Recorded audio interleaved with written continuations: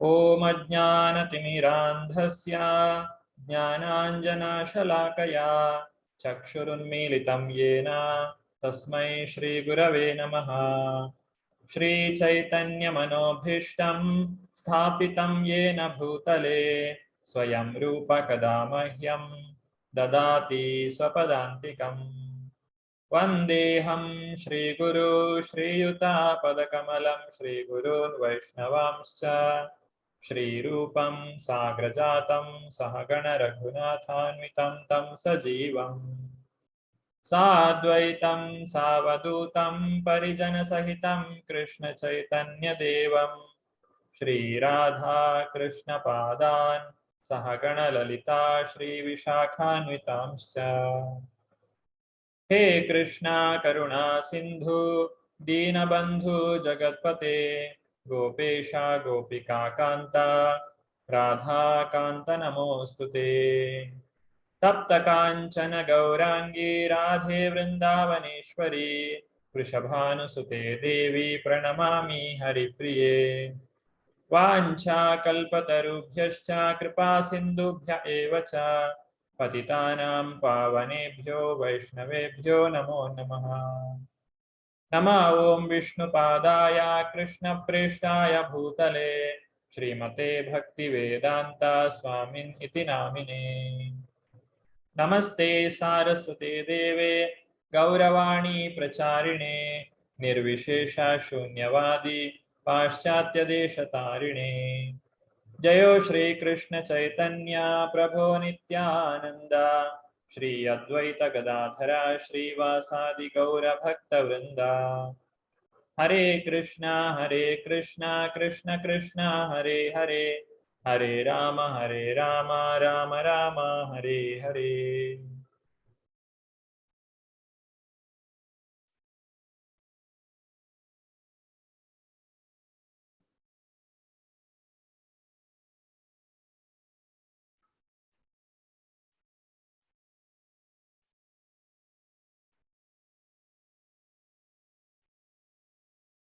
ಭಕ್ತಿ ರಸಾಮೃತ ಸಿಂಧು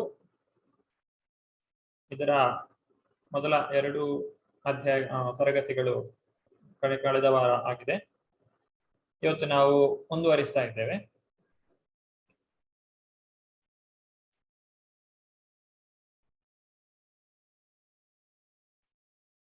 ಪ್ರಾರಂಭದಲ್ಲಿ ಬಂದಂತಹ ಕೆಲವೊಂದು ಪ್ರಶ್ನೆಗಳು ನಿಮಗೆ ಮೊನ್ನೆ ಸಚ್ಚಿದಾನಂದ ಪ್ರಭುಗಳು ಇದರ ಬಗ್ಗೆ ತಿಳಿಸಿಕೊಟ್ಟಿರ್ತಾರೆ. ಯಾರು ರೂಪ ಗೋಸ್ವಾಮಿಗಳು ಅಂತ ಹೇಳಿದ್ರೆ, ಈ ಒಂದು ಗ್ರಂಥವನ್ನ ರಚನೆ ಮಾಡಿದವರು ಶ್ರೀಲ ರೂಪ ಗೋಸ್ವಾಮಿಯವರು ಚೈತನ್ಯ ಮಹಾಪ್ರಭುಗಳ ಒಂದು ಆದೇಶದ ಮೇರೆಗೆ ಅವರು ಈ ಒಂದು ಗ್ರಂಥವನ್ನ ರಚನೆ ಮಾಡಿದ್ದಾರೆ. ತಮ್ಮೆಲ್ಲರಲ್ಲಿ ಕೂಡ ಈ ಒಂದು ಭಕ್ತಿರಸಾಮೃತ ಸಿಂಧು ಪುಸ್ತಕ ಇದೆ ಅಂತ ಹೇಳಿ ಅಂದ್ಕೊಳ್ತೇನೆ.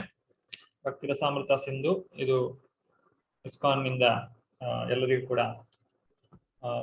ಕೂಡ ಪಡೆಯಬಹುದು ಈ ಪುಸ್ತಕವನ್ನ. ರೂಪ ಗೋಸ್ವಾಮಿಯವರು ಭಕ್ತಿ ಅಂತ ಹೇಳಿದ್ರೆ ಏನು ಅನ್ನೋದನ್ನ ವೈಜ್ಞಾನಿಕವಾಗಿ ಜನರಿಗೆ ಭಕ್ತರಿಗೋಸ್ಕರ ತಿಳಿಸಿಕೊಡ್ಲಿಕ್ಕೋಸ್ಕರ ಈ ಒಂದು ಗ್ರಂಥವನ್ನ ರಚನೆ ಮಾಡಿದ್ದಾರೆ. ಚೈತನ್ಯ ಮಹಾಪ್ರಭುಗಳ ಆ ಒಂದು ಆದೇಶದ ಮೇರೆಗೆ ಶ್ರೀಲ ಪ್ರಭುಪಾದರು ಈ ಒಂದು ಗ್ರಂಥವನ್ನ ಇಂಗ್ಲಿಷ್ನಲ್ಲಿ ಬರೆದಿದ್ದಾರೆ. ಅದರ ಸಾರಾಂಶವನ್ನ ಬರೆದಿದ್ದಾರೆ. ನಾವು ಇದರ ಸಾರಾಂಶವನ್ನ ನೋಡ್ತಾ ಇದ್ದೇವೆ. ಈ ಪುಸ್ತಕ ಇದು ಸಾರಾಂಶ ರೂಪದಲ್ಲಿದೆ. ಇಡೀ ಒಂದು ಇಸ್ಕಾನ್ ಸಂಸ್ಥೆಯಲ್ಲಿ ಈ ಒಂದು ಭಕ್ತಿರಸಾಮೃತ ಸಿಂಧು ಪುಸ್ತಕ ಅಂತ ಹೇಳಿದ್ರೆ ಅದೊಂದು ಲಾ ಬುಕ್ ಅಂತ ಹೇಳಿ ಕರೀತಾರೆ. ಯಾಕಂದ್ರೆ ನಮಗೆ ಏನೇ ಒಂದು ಅನುಮಾನಗಳಿದ್ರು ಕೂಡ, ಈ ಭಕ್ತಿಯ ಬಗ್ಗೆ ಏನೇ ಒಂದು ಅನುಮಾನಗಳು ಇದ್ರು ನಮಗೆ ಈ ಒಂದು ಗ್ರಂಥದಲ್ಲಿ ಭಕ್ತಿರಸಾಮೃತ ಸಿಂಧುವಿನಲ್ಲಿ ಎಲ್ಲಾ ಪ್ರಶ್ನೆಗಳಿಗೂ ಕೂಡ ಉತ್ತರವು ದೊರಕುತ್ತದೆ. ಆದ್ರಿಂದ ಇದೊಂದು ಬಹಳ ಮುಖ್ಯವಾದಂತಹ ಗ್ರಂಥ. ಭಕ್ತಿಯನ್ನ ಮಾಡುವವರಿಗೆ ಎಲ್ಲರಿಗೂ ಕೂಡ ಬಹಳ ಮುಖ್ಯವಾದಂತಹ ಗ್ರಂಥ. ಭಕ್ತಿಯನ್ನ ಮಾಡುವಾಗ ಏನನ್ನೆಲ್ಲ ನಾವು ಮಾಡಬೇಕು, ಏನನ್ನ ಮಾಡಬಾರದು, ನಮ್ಮ ತಪ್ಪುಗಳೆಲ್ಲ ಏನು, ಎಲ್ಲವೂ ಕೂಡ ನಮಗೆ ಇದರಲ್ಲಿ ಬಹಳ ಸ್ಪಷ್ಟವಾಗಿ ಕಾಣಲಿಕ್ಕೆ ಸಿಗ್ತದೆ.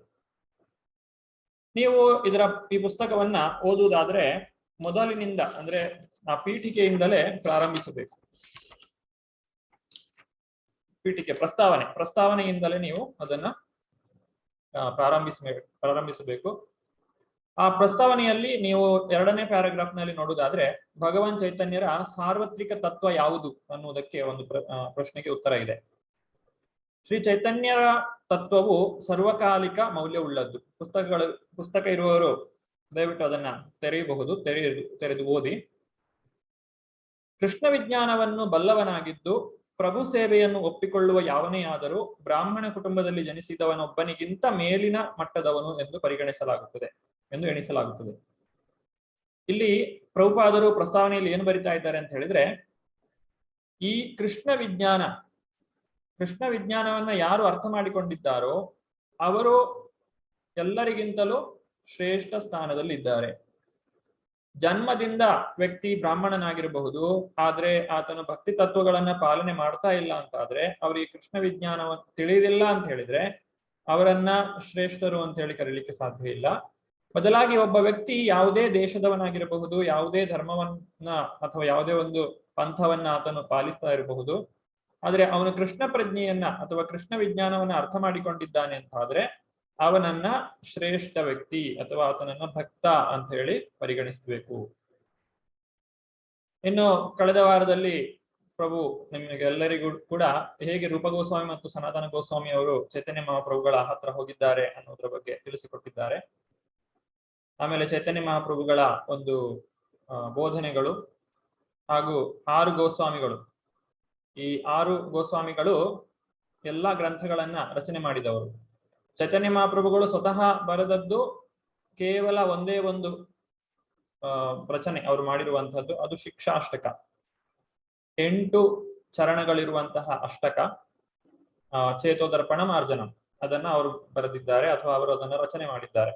ಉಳಿದೆಲ್ಲವನ್ನು ಕೂಡ ಅವರು ಗೋಸ್ವಾಮಿಗಳಿಗೆ ವಹಿಸಿಕೊಟ್ಟಿದ್ದಾರೆ. ಗೋಸ್ವಾಮಿಗಳು ಅವರು ಬರೆದಿದ್ದಾರೆ. ಈ 6 ಜನ ಗೋಸ್ವಾಮಿಗಳು ಯಾರಿದ್ದಾರೆ ಅವರು ಎಲ್ಲಾ ಗ್ರಂಥಗಳನ್ನ, ನಾವೀಗ ಏನೆಲ್ಲ ನೋಡ್ತಾ ಇದ್ದೇವೆ ಆ ಎಲ್ಲ ಗ್ರಂಥಗಳನ್ನ ಅವರೇ ರಚನೆ ಮಾಡಿರುವಂತಹದ್ದು. ನಾವೆಲ್ಲರೂ ಕೂಡ ರೂಪಾನುಗರು. ಈ 6 ಗೋಸ್ವಾಮಿಗಳಲ್ಲಿ ರೂಪ ಗೋಸ್ವಾಮಿ ಅಂತ ಹೇಳಿದ್ರೆ ಪ್ರಮುಖರು. ಅವರು ಎಲ್ಲರಿಗೂ ಕೂಡ ಪ್ರಮುಖರಾದವರು. ಆದ್ರಿಂದ ಅವರೆಲ್ಲರನ್ನು ಕೂಡ ರೂಪ ಗೋಸ್ವಾಮಿಗಳು ಮತ್ತು ಇತರರು ಆ ರೀತಿಯಾಗಿ ಹೇಳ್ತಾರೆ. ಆದ್ರಿಂದ ಈ ಎಲ್ಲಾ ಗೋಸ್ವಾಮಿಗಳನ್ನ ಯಾರು ಅನುಸರಣೆ ಮಾಡ್ತಾರೋ, ಯಾರು ಅವರ ಹಾದಿಯಲ್ಲಿ ನಡೆಯುತ್ತಾರೋ ಅವರೆಲ್ಲರನ್ನು ಕೂಡ ರೂಪಾನುಗರು ಅಂತ ಹೇಳಿ ಕರೀತಾರೆ. ಅಂದ್ರೆ ನಾವೆಲ್ಲರೂ ಕೂಡ ಆ ರೂಪ ಗೋಸ್ವಾಮಿ ಮತ್ತು ಇತರ ಎಲ್ಲ ಗೋಸ್ವಾಮಿಗಳ ಒಂದು ಹಾದಿಯಲ್ಲಿ ನಡೆಯಲಿಕ್ಕೆ ಪ್ರಯತ್ನಿಸ್ತಾ ಇದ್ದೇವೆ. ರೂಪ ಗೋಸ್ವಾಮಿ ಅವರು ಭಕ್ತಿರಸಾಮೃತ ಸಿಂಧುವನ್ನ ಸಿದ್ಧಪಡಿಸುವ ತತ್ವವನ್ನ ನೀಡಿದ್ದಾರೆ. ಇನ್ನು ಇವತ್ತಿನ ಒಂದು ವಿಷಯಕ್ಕೆ ಬರುವುದಾದ್ರೆ, ಮೊನ್ನೆಯ ದಿವಸ ಪ್ರಭುಗಳು ಸೆಕೆಂಡರಿ ಕ್ಯಾರೆಕ್ಟರಿಸ್ಟಿಕ್ಸ್, ದ್ವಿತೀಯ ರಸಗಳು, ಎಲ್ಲಿದೆ ಅದು,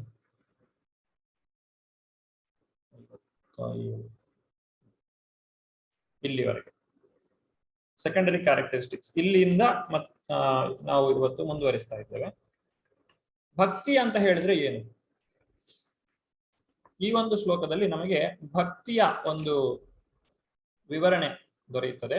ಯಾರಾದ್ರೂ ನಮ್ಮಲ್ಲಿ ಕೇಳಿದ್ರೆ ಭಕ್ತಿ ಮಾಡ್ತೇನೆ ಅಂತ ಹೇಳ್ತೀರಾ, ಆ ಭಕ್ತಿ ಅಂತ ಹೇಳಿದ್ರೆ ಏನು ಅಂತ ಹೇಳಿ ಯಾರಾದ್ರೂ ಕೇಳಿದ್ರೆ ಅದಕ್ಕೆ ನಾವು ಯಾವ ರೀತಿಯಾಗಿ ಉತ್ತರವನ್ನ ಕೊಡಬೇಕು ಅನ್ನೋದು ಈ ಒಂದು ಶ್ಲೋಕದಲ್ಲಿ ಇದೆ. ಏನು ಹೇಳ್ತಾ ಇದ್ದಾರೆ ಇಲ್ಲಿ? ಈ ಶ್ಲೋಕವನ್ನು ನೀವು ಬಹಳಷ್ಟು ಸಲ ಕೇಳಿರಬಹುದು. ಅನ್ಯಾಭಿಲಾಷಿತ ಶೂನ್ಯಂ ಜ್ಞಾನ ಕರ್ಮಾದಿ ಅನಾವೃತಂ ಆನುಕೂಲ್ಯೇನ ಕೃಷ್ಣಾನುಶೀಲನಂ ಭಕ್ತಿರುತ್ತಮ. ಈ ಉತ್ತಮ ಭಕ್ತಿಯ ಲಕ್ಷಣಗಳು ಏನೆಲ್ಲ? ಅನ್ಯ ಅಭಿಲಾಷಿತ ಶೂನ್ಯಂ. ಶೂನ್ಯ ಅಂತ ಹೇಳಿದ್ರೆ 0, ಅಂದ್ರೆ ಏನೂ ಇಲ್ಲ ಅಂತ ಹೇಳಿ. ಯಾವುದು ಏನು ಇರಬಾರದು? ಆಸೆಗಳು. ಮನುಷ್ಯನಲ್ಲಿ ಆಸೆಗಳು ಎಲ್ಲದಕ್ಕೂ ಕಾರಣ. ಆಸೆಯೇ ದುಃಖಕ್ಕೆ ಕಾರಣ. ಆಸೆಯೇ ಎಲ್ಲ ನಾವು ಮಾಡುವಂತಹ ಕಾರ್ಯಗಳಿಗೆ ಕಾರಣ. ನಾವು ಈ ಭೌತಿಕ ಪ್ರಪಂಚದಲ್ಲಿ ಜೀವನ ಮಾಡ್ತಾ ಇರುವುದೇ ಆಸೆಯಿಂದ, ನಮ್ಮ ಭೌತಿಕ ಆಸೆಗಳನ್ನ ಈಡೇರಿಸಿಕೊಳ್ಳಿಕ್ಕೋಸ್ಕರ. ಅಂತಹ ಭೌತಿಕ ಆಸೆಗಳನ್ನ ಶೂನ್ಯ ಮಾಡಬೇಕು. ಯಾವ ರೀತಿಯಾಗಿ ಶೂನ್ಯವನ್ನ ಮಾಡುವುದು? ಆಸೆಗಳನ್ನ ಬಿಟ್ಟು ಬಿಡ್ಲಿಕ್ಕೆ ಸಾಧ್ಯ ಇದೆಯಾ? ಖಂಡಿತವಾಗಿಯೂ ಆಸೆಗಳನ್ನ ಬಿಟ್ಟು ಬಿಡ್ಲಿಕ್ಕೆ ನಮಗೆ ಸಾಧ್ಯ ಇಲ್ಲ. ಯಾಕೆ ಸಾಧ್ಯ ಇಲ್ಲ ಅಂತ ಹೇಳಿದ್ರೆ, ಅದು ನಮ್ಮ ಒಂದು ಭಾಗ, ಅವಿಭಾಜ್ಯ ಭಾಗ. ನಮಗೆ ಎಲ್ಲ ಆಸೆಗಳನ್ನು ಬಿಟ್ಟು ಬಿಡ್ಲಿಕ್ಕೆ ಸಾಧ್ಯ ಇಲ್ಲ. ಅದು ಮನುಷ್ಯನಿರ್ಲಿ, ಪ್ರಾಣಿಗಳಿರ್ಲಿ, ಪಕ್ಷಿಗಳಿರ್ಲಿ. ಹಾಗಾದ್ರೆ ಈ ಆಸೆಗಳನ್ನ ಏನು ಮಾಡಬೇಕು? ನಾವು ಬದಲಾಯಿಸಬೇಕು. ಭೌತಿಕ ಆಸೆಗಳನ್ನ ಶೂನ್ಯಗೊಳಿಸಬೇಕು ಅಂತ ಹೇಳಿದ್ದಾರೆ. ಅಂದ್ರೆ ಅನ್ಯವಾದಂತಹ ಅಭಿಲಾಷ, ಎಲ್ಲ ಅಭಿಲಾಷೆಗಳು ಅಲ್ಲ. ಭಗವಂತನ ಸೇವೆಯನ್ನ ಮಾಡುವುದರಲ್ಲಿ ನಮ್ಮ ಆಸೆಯನ್ನ ಬದಲಾಯಿಸಿದ್ರೆ ಅದು ಅನ್ಯಾಭಿಲಾಷಿತ ಶೂನ್ಯ. ಈ ರೀತಿಯಾಗಿ ನಮ್ಮ ಎಲ್ಲ ಭೌತಿಕ ಆಸೆಗಳನ್ನು ಬಿಟ್ಟು, ಅಥವಾ ನಮ್ಮ ಎಲ್ಲ ಆಸೆಗಳನ್ನು ಭಗವಂತನ ಸೇವೆಯಲ್ಲಿ ತೊಡಗಿಸಿ. ಈಗ ಒಬ್ಬ ವ್ಯಕ್ತಿಗೆ ತಿನ್ನೋದ್ರಲ್ಲಿ ಬಹಳ ಆಸಕ್ತಿ. ಹಾಗಿದ್ರೆ ಆತನು ತಾನೇ ಸ್ವತಃ ಆಹಾರವನ್ನ ತಯಾರು ಮಾಡಿ ಭಗವಂತನಿಗೆ ನೈವೇದ್ಯ ಮಾಡಿ ಸ್ವೀಕಾರ ಮಾಡಿದ್ರೆ ಅದು ಭಕ್ತಿ ಅಂತ ಹೇಳಿ ಅನಿಸ್ತದೆ. ಅಥವಾ ಇನ್ನು ಕೆಲವರಿಗೆ ಬಹಳ ಸಂಪಾದನೆ ಮಾಡುವುದರಲ್ಲಿ ತುಂಬಾ ಆಸಕ್ತಿ. ಹಾಗಿದ್ರೆ ಅವರು ಸಂಪಾದನೆಯನ್ನ ಎಷ್ಟು ಬೇಕಾದ್ರೂ ಸಂಪಾದನೆ ಮಾಡಿ ಅದನ್ನ ಒಳ್ಳೆಯ ಕಾರ್ಯಕ್ಕಾಗಿ ಉಪಯೋಗಿಸಿ, ಭಗವಂತನ ಸೇವೆಗಾಗಿ ಅದನ್ನ ಬಳಸಿ, ಅದು ಉತ್ತಮವಾದಂತಹ ವಿಧಾನ. ಅಲ್ಲಿ ಅನ್ಯಾಭಿಲಾಷಿತ ಶೂನ್ಯಮನ್ನ ನಾವು ಸಾಧಿಸಬಹುದು. ಇನ್ನು ಜ್ಞಾನ ಕರ್ಮಾದಿ ಅನಾವೃತಂ. ಇಲ್ಲಿ ಜ್ಞಾನ ಮತ್ತು ಕರ್ಮಾದಿ ಶೂನ್ಯಂ ಅಂತ ಹೇಳಿ ಹೇಳಲಿಲ್ಲ. ಇಲ್ಲಿ ಹೇಳ್ತಾ ಇರುವಂತದ್ದು ಜ್ಞಾನ ಕರ್ಮಾದಿ ಅನಾವೃತಂ. ಅಂದ್ರೆ ನಾವು ಜ್ಞಾನ ಮತ್ತು ಕರ್ಮವನ್ನ ಬಿಟ್ಟು ಬಿಡಬೇಕು ಅಂತ ಹೇಳಿ ಇಲ್ಲಿ ಹೇಳ್ತಾ ಇಲ್ಲ. ಜ್ಞಾನವನ್ನ ಬಿಟ್ಟು ಬಿಡುವುದು ಅಂತ ಹೇಳಿದ್ರೆ ಅವನು ಅಜ್ಞಾನಿ ಆಗ್ತಾನೆ. ಕರ್ಮವನ್ನ ಬಿಟ್ಟು ಬಿಡುವುದು ಅಂತ ಹೇಳಿದ್ರೆ ಅವನು ಸೋಮಾರಿ ಆಗ್ತಾನೆ. ನಮಗೆ ಅಜ್ಞಾನಿಗಳು, ಸೋಮಾರಿಗಳು ಭಕ್ತಿಗೆ ಪೂರಕವಾಗಿ ಇರುವುದಿಲ್ಲ. ಆದ್ರಿಂದ ಜ್ಞಾನವೂ ಬೇಕು, ಕರ್ಮವೂ ಬೇಕು. ಭಗವದ್ಗೀತೆಯಲ್ಲಿ ಹೇಳಿರುವಂತಹದ್ದು, ಅರ್ಜುನನಿಗೆ ಭಗವಂತ ಭಕ್ತಿಯ ಜೊತೆಗೆ ಕರ್ಮ ಮತ್ತೆ ಜ್ಞಾನ ಎರಡನ್ನೂ ಕೂಡ ತಿಳಿಸಿಕೊಟ್ಟಿದ್ದಾನೆ. ಆದ್ರೆ ಅನಾವೃತಂ. ಅನಾವೃತಂ ಪದದ ಅರ್ಥ ಏನು? ಅದು ಆವರಿಸಿರಬಾರದು. ಅಂದ್ರೆ ನಮ್ಮ ಜ್ಞಾನದ ಉದ್ದೇಶ ಭಗವಂತನನ್ನ ಪಡೆಯುವಂತಹದ್ದು, ಭಗವಂತನ ಭಕ್ತಿಯನ್ನ ಪಡೆಯುವಂತಹದ್ದು. ನಾವು ಮಾಡುವಂತಹ ಕೆಲಸದ ಒಂದು ಗುರಿ ಏನು ಅಂತ ಹೇಳಿದ್ರೆ ಭಗವಂತನ ಭಕ್ತಿಯನ್ನ ಮಾಡುವಂತಹದ್ದು. ನಾವು ಮಾಡುವಂತಹ ಪ್ರತಿನಿತ್ಯ ಮಾಡುವಂತಹ ಕರ್ಮಗಳ ಮೂಲಕವೇ ಭಗವಂತನಿಗೆ ಪ್ರೀತಿಯಾಗುವಂತೆ ಮಾಡುವಂತಹದ್ದು. ಆ ಕರ್ಮದ ಫಲವನ್ನ ಭಗವಂತನಿಗೆ ಅರ್ಪಿಸುವಂತಹದ್ದು, ಭಗವಂತನ ಕುರಿತಾದಂತಹ ಜ್ಞಾನವನ್ನ ಪಡೆಯುವಂತಹದ್ದು. ಅದು ಜ್ಞಾನ ಕರ್ಮಾದಿ ಅನಾವೃತಂ. ಹೀಗೆ ಜ್ಞಾನ, ಕರ್ಮ, ಆದಿ ಎಲ್ಲವನ್ನು ಕೂಡ ನಾವು ಅನಾವೃತಂ ಮಾಡಬೇಕು. ಅಥವಾ ಅದನ್ನ ಭಗವಂತನ ಕುರಿತಾದಂತಹ ಜ್ಞಾನ, ಭಗವಂತನ ಕುರಿತಾದ ಒಂದು ಕರ್ಮವನ್ನು ನಾವು ಮಾಡಬೇಕು. ಹೀಗೆ ನಾವು ಉತ್ತಮ ಭಕ್ತಿಯನ್ನ ಇಲ್ಲಿ ಕಲಿಬಹುದು. ಈಗ ಭಕ್ತಿ ಮಾಡ್ತೇವೆ ಅಂತ ಹೇಳ್ತಾರೆ, ಎಲ್ಲರೂ ಕೂಡ ಭಕ್ತರೆ.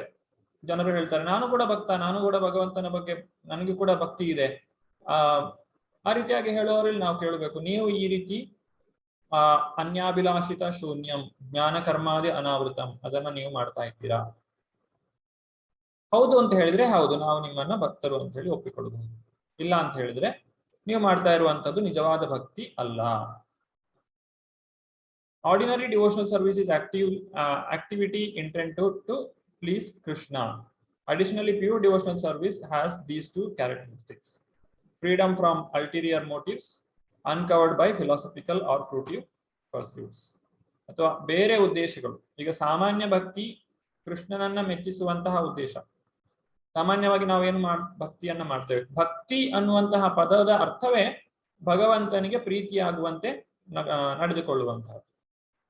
ಈ ಭಕ್ತಿಯಲ್ಲಿ ಉತ್ತಮ ಭಕ್ತಿ ಅಥವಾ ಶುದ್ಧ ಭಕ್ತಿ ಅಂತ ಹೇಳಿ ನಾವು ಯಾವಾಗ ಅದನ್ನ ಅರ್ಥ ಮಾಡಿಕೊಳ್ತೇವೆ ಅಥವಾ ಪರಿಗಣಿಸ್ತೇವೆ ಅಂತ ಹೇಳಿದ್ರೆ ಅದು ಅನ್ಯ ಅಭಿಲಾಷಿತ ಶೂನ್ಯವಾಗಿದ್ದಾಗ, ಅಥವಾ ಬಾಹ್ಯ ಉದ್ದೇಶಗಳು ಅಂದ್ರೆ ಆಧ್ಯಾತ್ಮಿಕ ಪ್ರಗತಿಗೆ ಪೂರಕವಲ್ಲದಂತಹ ಆಸೆಗಳನ್ನ ಬಿಟ್ಟು ಬಿಡಬೇಕು. ಮತ್ತು ತಾತ್ವಿಕ ಅಥವಾ ಫಲಪ್ರದ ಅನ್ವೇಷಣೆಗಳು ಅಥವಾ uncovered by philosophical or fruitive pursuits ಅಂದ್ರೆ ಈ ಜ್ಞಾನ ಮತ್ತೆ ಕರ್ಮಗಳಿಂದ ಆವೃತವಾಗಿಲ್ಲದಂತಹ ಒಂದು ಭಕ್ತಿ. ಅದು ನಿಜವಾದಂತಹ ಭಕ್ತಿ, ಅದನ್ನ ಉತ್ತಮ ಭಕ್ತಿ ಅಂತ ಹೇಳಿ ಕರೀತಾರೆ. ಅನ್ಯಾಭಿಲಾಷಿತ ಅನ್ನುವಂಥದ್ದು ಆಸೆಗಳನ್ನ ತೋರಿಸ್ತದೆ. ಅಭಿಲಾಷ, ಅಭಿಲಾಷ ಅಂತ ಹೇಳಿದ್ರೆ ಆಸೆ, ಅಭಿಲಾಷಿತ ಅಂತ ಹೇಳಿದ್ರೆ ಆ ಒಂದು ಆಸೆಯನ್ನ ಪಡುವಂತಹ ಪ್ರಕ್ರಿಯೆ, ಅಪೇಕ್ಷಿಸುವಂತಹ ಸ್ವಭಾವ. ಹಾಗಾದ್ರೆ ಇಲ್ಲಿ ಒಂದು ಪ್ರಶ್ನೆ ಬರ್ಬೋದು, ನಾವು ಭಗವಂತನಲ್ಲಿ ಏನನ್ನೂ ಕೇಳಬಾರದ? ಭಕ್ತರು ಭಗವಂತನಲ್ಲಿ ಪ್ರಾರ್ಥನೆ ಮಾಡುವುದು ತಪ್ಪ? ಈಗ ಒಬ್ಬ ವ್ಯಕ್ತಿ ಕಷ್ಟದಲ್ಲಿ ಇರ್ತಾನೆ, ಅವನಿಗೆ ಭಗವಂತನ ಸಹಾಯದ ಅವಶ್ಯಕತೆ ಇರ್ತದೆ. ಅಂತ ಸಂದರ್ಭದಲ್ಲಿ ಭಗವಂತನಲ್ಲಿ ಪ್ರಾರ್ಥನೆಯನ್ನ ಮಾಡಬಹುದೋ ಮಾಡಬಾರದು? ಉದಾಹರಣೆಗೆ ಹೇಳಬೇಕು ಅಂತ ಹೇಳಿದ್ರೆ, ದ್ರೌಪದಿ ದೇವಿ ಆ ಒಂದು ಸಭೆಯಲ್ಲಿ ಆಕೆಗೆ ಅವಮಾನವನ್ನ ಮಾಡಲಿಕ್ಕೆ ಪ್ರಯತ್ನಿಸ್ತಾ ಇರ್ಬೇಕಾದ್ರೆ ಆಕೆ ಶ್ರೀಕೃಷ್ಣನಲ್ಲಿ ಪ್ರಾರ್ಥನೆಯನ್ನ ಮಾಡ್ತಾಳೆ, ಆ ದ್ವಾರಕಾಧೀಶನನ್ನ ಕರೀತಾಳೆ, ಅಸಹಾಯಕಳಾಗಿ ಕರೀತಾಳೆ. ಅದರಲ್ಲಿ ಆಕೆ ತನ್ನ ಒಂದು ರಕ್ಷಣೆಗೋಸ್ಕರ ಕರೆದಿರುವಂತಹದ್ದು. ಹಾಗಾದ್ರೆ ಅದು ತಪ್ಪ ಅಂತ ಕೇಳ್ಬೋದು? ಖಂಡಿತ ಅದು ತಪ್ಪಲ್ಲ. ಆ ಭಕ್ತನು ಯಾವಾಗ ಅಪಾಯದಲ್ಲಿರ್ತಾನೋ ಆಗ ತಾನು ಭಗವಂತನಲ್ಲಿ ಕೇಳುವಂತಹ ಆ ಒಂದು ಅಪೇಕ್ಷೆ ಅದು ಭಕ್ತಿಗೆ ಹಾನಿಕರವಲ್ಲ.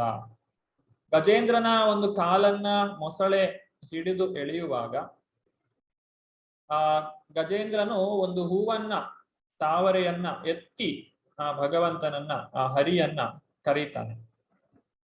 ಆ ನೋವಿನಿಂದ ಆ ಗಜೇಂದ್ರನಿಗೆ ಭಗವಂತನ ನೆನಪಾಗ್ತದೆ. ಆತನ ಹಿಂದಿನ ಜನ್ಮದಲ್ಲಿ ತಾನು ಮಾಡಿದಂತಹ ಭಕ್ತಿ ಸೇವೆಯ ಒಂದು ಫಲವಾಗಿ ಅವನಿಗೆ ಭಗವಂತನ ನೆನಪಾಗಿ ಅವನು ಭಗವಂತನನ್ನ ಕರೀತಾನೆ. ಇದು ಕೂಡ ಭಕ್ತಿಗೆ ಹಾನಿಕರ ಅಲ್ಲ. ಇಂತಹ ಆಸೆಗಳು ಭಕ್ತರ ನಿಜವಾದ ಭಕ್ತಿ ಸ್ವಭಾವಕ್ಕೆ ಅನುಗುಣವಾಗಿ ಇರುವುದಿಲ್ಲ. ಅವರು ಸ್ವಯಂ ಸಂರಕ್ಷಣೆಗೆ ಸಂಬಂಧಿಸಿದ ಅಸಾಧಾರಣ ಸಂದರ್ಭಗಳಲ್ಲಿ, ಕನ್ನಡದಲ್ಲಿ ಸ್ವಲ್ಪ ಅನುವಾದ ಸರಿ ಇರೋದಿಲ್ಲ, ಅದರಿಂದ ಇಂಗ್ಲಿಷ್ ಅಲ್ಲಿ ಓದ್ತೇನೆ. Sudden temporary desires which may arise beyond a devotee's control in dangerous situations are not harmful to one's bhakti. Such desires are not in keeping with the true devotional nature of the devotee. They arise in extraordinary circumstances pertaining to self-preservation and therefore do not exclude one from pure devotional service. What is excluded from pure devotional service is the nature of seeking fulfillment of material desires. ಯಾವುದನ್ನ ದೂರ ಇಡಬೇಕು ಅಂತ ಹೇಳಿದ್ದಾರೆ ಇಲ್ಲಿ ಇನ್ನಷ್ಟು ಸ್ಪಷ್ಟವಾಗಿ ಹೇಳ್ತಾ ಇದ್ದಾರೆ. ಅನ್ಯಾಭಿಲಾಷಿತ ಅಂತ ಹೇಳಿದ್ರೆ ಏನು, ಯಾವ ಆಸೆಗಳನ್ನ ಬಿಡಬೇಕು?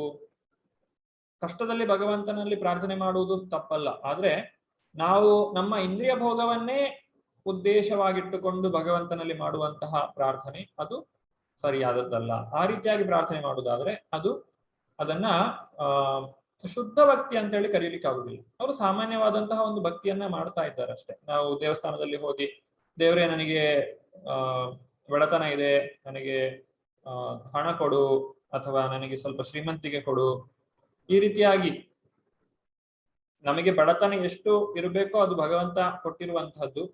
ಆ ಬಡತನದಲ್ಲಿರುವಾಗ ನಾವು ಭಕ್ತಿಯನ್ನ ಮಾಡ್ಲಿಕ್ಕೆ ನಮಗೆ ಸುಲಭವಾಗ್ತದೆ ಅನ್ನೋ ಉದ್ದೇಶದಿಂದ ಆ ಬಡತನವನ್ನ ಭಗವಂತ ಕೊಟ್ಟಿದ್ದಾನೆ.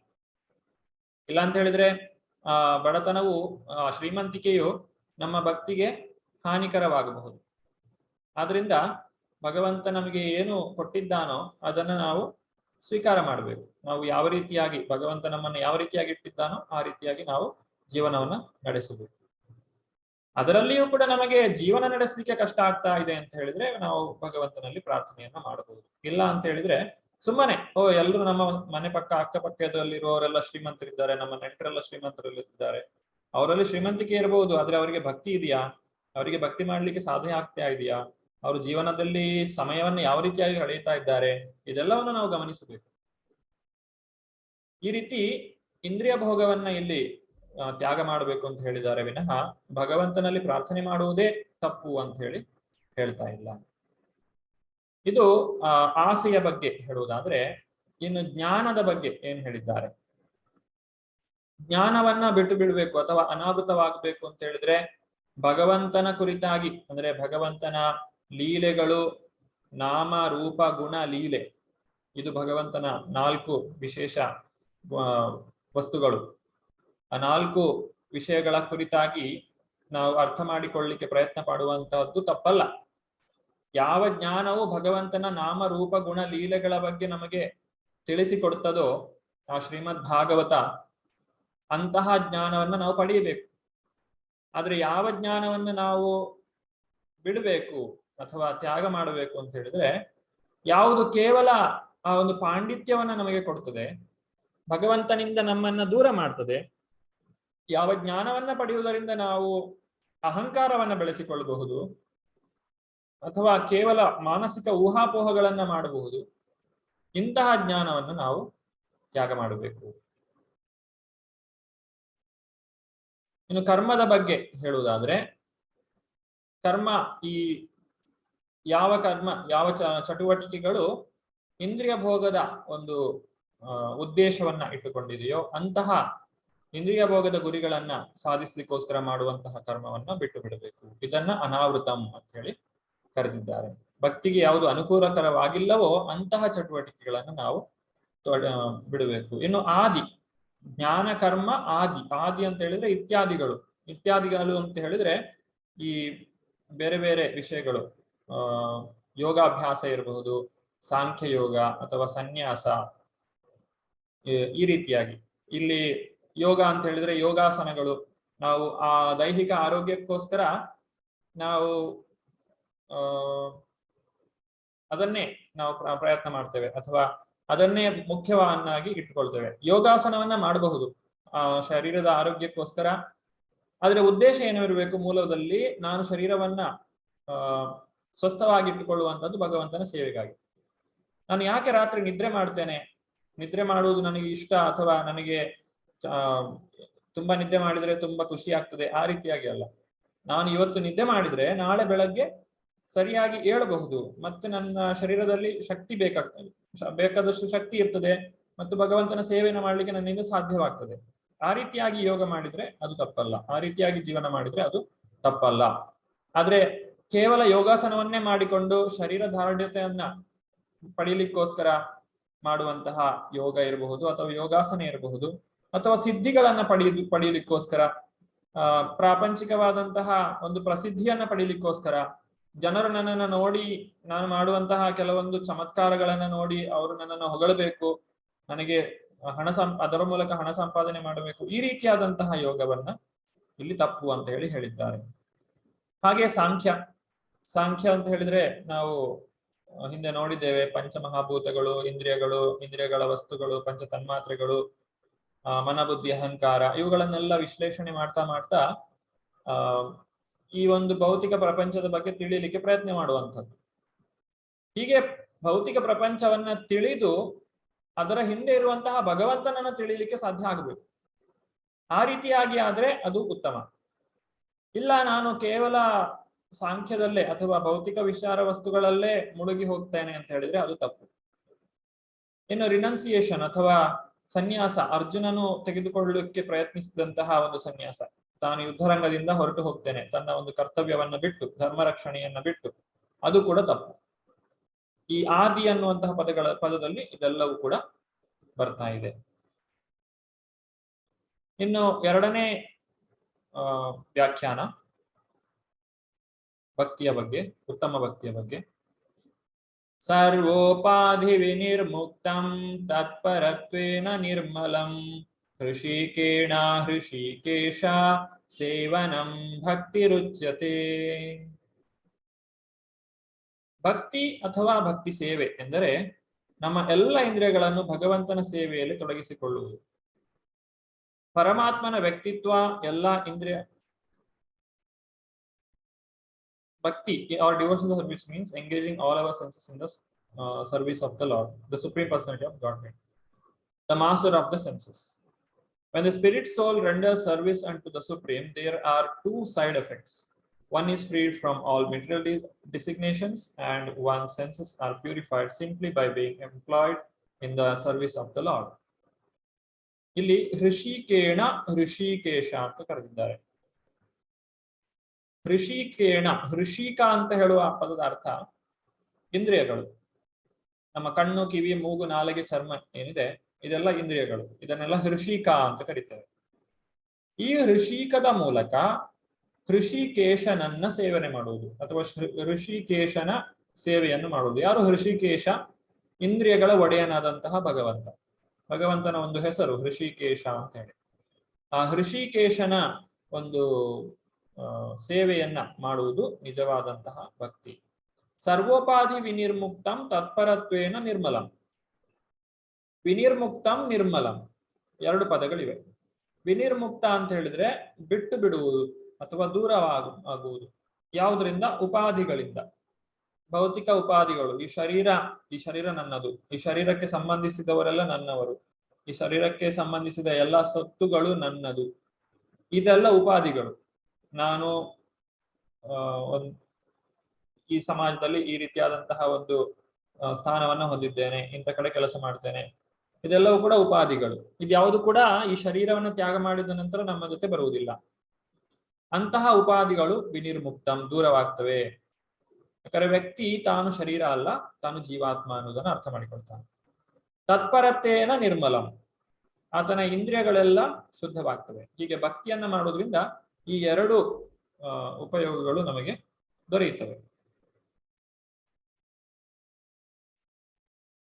ಈಗ ಹಿಂದಿನ ಶ್ಲೋಕ, ಅದಕ್ಕೆ ಮತ್ತೆ ಇದಕ್ಕೆ ಇರುವಂತಹ ಸಾಮ್ಯತೆಗಳು ಏನು ಅಂತ ಹೇಳಿ ನಾವು ನೋಡುವುದಾದ್ರೆ, ಸರ್ವೋಪಾಧಿ ವಿನಿರ್ಮುಕ್ತಂ, ಎಲ್ಲ ಉಪಾಧಿಗಳಿಂದ ಮುಕ್ತಿ. ಅದಕ್ಕೆ ಇಲ್ಲಿ ಕೂಡ ಹಾಗೆ ಹೇಳಿದ್ದಾರೆ, ಅನ್ಯಾಭಿಲಾಷಿತ ಶೂನ್ಯಂ, ಎಲ್ಲ ಆಸೆಗಳಿಂದ ದೂರವಾಗುವುದು ಅಥವಾ ಭೌತಿಕ ಆಸೆಗಳಿಂದ ದೂರವಾಗುವಂಥದ್ದು. ಉಪಾಧಿಗಳು ಅಥವಾ ಆಸೆಗಳು ಎರಡು ಕೂಡ ಸಮಾನತೆಯನ್ನು ಹೊಂದಿದೆ. ತತ್ಪರತ್ವೇನ ಆನುಕೂಲ್ಯೇನ, ತತ್ಪರತ್ವೇನ ಅಂತ ಹೇಳಿದ್ರೆ ಭಗವಂತನ ಕುರಿತಾಗಿ, ಆನುಕೂಲ್ಯೇನ ಅನುಕೂಲಕರವಾಗಿ. ಆನುಕೂಲ್ಯೇನ ಅನ್ನೋದು ಭಗವಂತನನ್ನು ನಾವು ಅನುಕೂಲಕರವಾಗಿ ಚಿಂತನೆ ಮಾಡಬೇಕು. ಈಗ ಕಂಸನು ಭಗವಂತನ ಕುರಿತಾಗಿ ಯೋಚನೆ ಮಾಡ್ತಾ ಇದ್ದ, ಕೃಷ್ಣ ಬರ್ತಾನೆ, ನನ್ನನ್ನು ಸಾಯಿಸ್ತಾನೆ, ನನಗೆ ಸಾವು ಅಂತ ಇದ್ರೆ ಅದು ಕೃಷ್ಣನಿಂದಲೇ. ಹೀಗೆ ಕೃಷ್ಣ ಕೃಷ್ಣ ಕೃಷ್ಣ ಕೃಷ್ಣ ಅಂತೇಳಿ ಕೃಷ್ಣನ ಒಂದು ಚಿಂತನೆಯಲ್ಲೇ ಕಂಸನು ಜೀವನವನ್ನು ಕಳೆದ. ಆದ್ರೆ ಅವನು ಮಾಡಿದ್ದು ಭಕ್ತಿ ಅಲ್ಲ, ಅದು ಶುದ್ಧ ಭಕ್ತಿ ಅಲ್ಲ. ಅವನು ಮಾಡಿದ್ದು ಅನಾನುಕೂಲ್ಯೇನ. ಯಶೋಧ ಮಾತೆ ಮಾಡಿರುವಂತಹದ್ದು ಆನುಕೂಲ್ಯೇನ ಭಕ್ತಿ, ಕಂಸನು ಮಾಡಿರುವಂತಹದ್ದು ಅನಾನುಕೂಲ್ಯೇನ ಭಕ್ತಿ. ನಾವು ಮಾಡಬೇಕಾಗಿರೋದು ಆನುಕೂಲ್ಯೇನ, ಅಂದ್ರೆ ಯಶೋಧ ಮಾತೆಯ ರೀತಿಯಲ್ಲಿ ನಾವು ಭಕ್ತಿಯನ್ನ ಮಾಡಬೇಕು.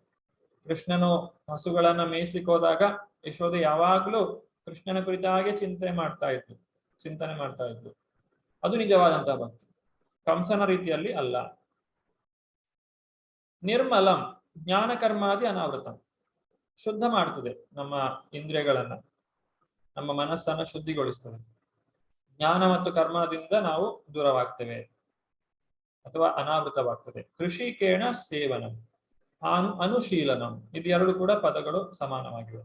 ಇದು ಸ್ವಲ್ಪ ತತ್ವವನ್ನು ನಾವು ಅರ್ಥ ಮಾಡಿಕೊಳ್ಳಿಕ್ಕೆ ಪ್ರಯತ್ನಿಸ್ತಾ ಇದ್ದೇವೆ. Engages the senses in the service, ಭಗವಂತನ ಸೇವೆಯನ್ನು ಮಾಡಿದಾಗ ನಮ್ಮ ಇಂದ್ರಿಯಗಳು ಶುದ್ಧಗೊಳಿಸ್ತವೆ. ಋಷಿಕೇಶ ಅಂತ ಹೇಳಿದ್ರೆ ಶ್ರೀಕೃಷ್ಣ. ಇಲ್ಲಿಗೆ ನಾವು ಒಂದು ಪ್ರಿಫೇಸ್ ಅಥವಾ ಪೀಠಿಕೆಯನ್ನ ನಾವು ನೋಡಿದ್ದೇವೆ. ಪ್ರಸ್ತಾವನೆಯನ್ನ ಮೊನ್ನೆ ದಿವಸವೇ ನೋಡಿದ್ದೇವೆ. ಈಗ ಪೀಠಿಕೆಯನ್ನ ಮುಗಿಸಿ ಮೊದಲನೇ ಅಧ್ಯಾಯವನ್ನ ನೋಡ್ಲಿಕ್ಕೆ ಪ್ರಾರಂಭ ಮಾಡ್ತಾ ಇದ್ದೇವೆ. ಮೊದಲನೇ ಅಧ್ಯಾಯದ ಹೆಸರು ಶುದ್ಧ ಭಕ್ತಿ ಸೇವೆಯ ಲಕ್ಷಣಗಳು ಅಥವಾ characteristics of pure devotional service. ಈಗ ತಮ್ಮಲ್ಲೆಲ್ಲರೂ ಕೂಡ ಬಹಳಷ್ಟು ಜನ ಈ ಒಂದು ಲೆವೆಲ್ 1 ಭಗವದ್ಗೀತೆಗೆ ಬಂದು ಭಗವದ್ಗೀತೆಯನ್ನ ಓದಿ ಅರ್ಥ ಮಾಡಿಕೊಂಡು ತಮ್ಮ ಜೀವನದಲ್ಲಿ ಅಳವಡಿಸಿಕೊಳ್ತಾ ಇದ್ದೀರಾ. ಲೆವೆಲ್ 2 ಅನ್ನು ಕೂಡ ಮುಗಿಸಿ ಎಲ್ಲ ಎಕ್ಸಾಮ್ಸ್, ಎಲ್ಲ ಪರೀಕ್ಷೆಗಳೆಲ್ಲ ಮುಗಿಸಿ ಉತ್ತಮವಾದ ಅಂಕಗಳನ್ನು ಪಡೆದು ಈಗ ಲೆವೆಲ್ 3ಗೆ ಬಂದಿದ್ದೀರಾ. ಈಗ ಈ ಸಂದರ್ಭದಲ್ಲಿ ನಮ್ಮಲ್ಲಿ ಎಷ್ಟು ಭಕ್ತಿ ಬಂದಿದೆ ಅನ್ನುವುದನ್ನು ನಾನು ಅರ್ಥ ಮಾಡಿಕೊಳ್ಬೇಕು. ನನ್ನ ಭಕ್ತಿಯ ಒಂದು ಮಿತಿ ಎಷ್ಟಿದೆ, ಅಥವಾ ನನ್ನ ಭಕ್ತಿ ಭಗವಂತನಲ್ಲಿ ನಾನು ಎಷ್ಟು ಭಕ್ತಿಯನ್ನು ಬೆಳೆಸಿಕೊಂಡಿದ್ದೇನೆ ಅನ್ನುವುದನ್ನ ತಿಳಿದುಕೊಳ್ಳಿಕ್ಕೆ. ಹೇಗೆ ಅಂದ್ರೆ, ಈಗ ಒಬ್ಬ ವ್ಯಕ್ತಿಗೆ ಜ್ವರ ಬರ್ತದೆ. ಜ್ವರ ಬಂದಾಗ ನಾವು ಒಂದು ಥರ್ಮೋಮೀಟರ್ ಇಟ್ಟು ನೋಡ್ತೇವೆ, ಬಾಯಿಗಿಟ್ಟು ಜ್ವರ ಎಷ್ಟಿದೆ ಅಂತ ಹೇಳಿ. ಆ ಜ್ವರವನ್ನು ಅದು ತೋರಿಸ್ತದೆ, ಇಷ್ಟು ಜ್ವರ ಇದೆ ಅಂತ ಹೇಳಿ. ಹಾಗೆ ನಮಗೆ ಭಕ್ತಿ ಅನ್ನುವಂಥದ್ದು ಬಂದಾಗ ನಮ್ಮ ಭಕ್ತಿ ಎಷ್ಟಿದೆ ಭಗವಂತನ ಕುರಿತಾಗಿ ಅನ್ನೋದನ್ನ ನಾವು ಅರ್ಥ ಮಾಡಿಕೊಳ್ಬೇಕಾದ್ರೆ ಈ ವಿಚಾರಗಳನ್ನ ನಾವು ಇದು ನೋಡಬಹುದು. ಈ ವಿಚಾರಗಳ ಮೂಲಕ ನಮ್ಮನ್ನು ನಾವು ಪರೀಕ್ಷೆ ಮಾಡಿಕೊಳ್ಳಬಹುದು. ಆ ವಿಚಾರಗಳನ್ನು ನಾವು ಈ ಒಂದು ಅಧ್ಯಾಯದಲ್ಲಿ ನೋಡ್ಲಿಕ್ಕಿದ್ದೇವೆ. ಶ್ರೀಮದ್ ಭಾಗವತದ ಒಂದು ಶ್ಲೋಕ ಇಲ್ಲಿದೆ. 3ನೇ ಸ್ಕಂದದಲ್ಲಿ 29ನೇ ಅಧ್ಯಾಯದ 12 ಮತ್ತೆ 13ನೇ ಶ್ಲೋಕ ಇಲ್ಲಿ ನೀವು ನೋಡ್ತಾ ಇದ್ದೀರಾ. ಅಹೈತುಕಿ ಅವ್ಯಹಿತಾಯ ಭಕ್ತಿ ಪುರುಷೋತ್ತಮೇ ಸಾಲೋಕ್ಯ ಸಾಷ್ಟಿ ಸಾಮೀಪ್ಯ ಸಾರೂಪ್ಯೈಕತ್ವಂ ಅಪಿ ಉತ ದೀಯಮಾನಂ ನ ಗೃಹ್ಣಂತಿ ವಿನಾ ಮತ್ಸೇವನಂ ಜನ ಸ ಏವ ಭಕ್ತಿ ಯೋಗಾಖ್ಯ ಆತ್ಯಂತಿಕ ಉದಾಹೃತ. ಈ ಒಂದು ಶ್ಲೋಕದ ಅರ್ಥ ಏನು ಅಂತ ಹೇಳಿದ್ರೆ,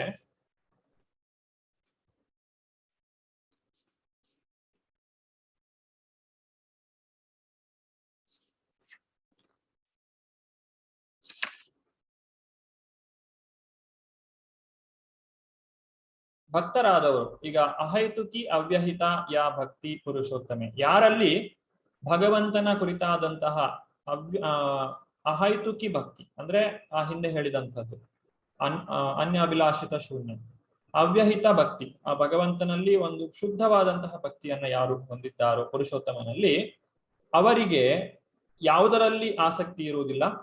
ಇಲ್ಲಿ 5 ವಿಚಾರಗಳನ್ನು ಹೇಳ್ತಾರೆ. ಸಾಲೋಕ್ಯ ಸಾಷ್ಟಿ ಸಾಮೀಪ್ಯ ಸಾರೂಪ್ಯ ಐಕತ್ವಂ ಅಪಿ ಉತ.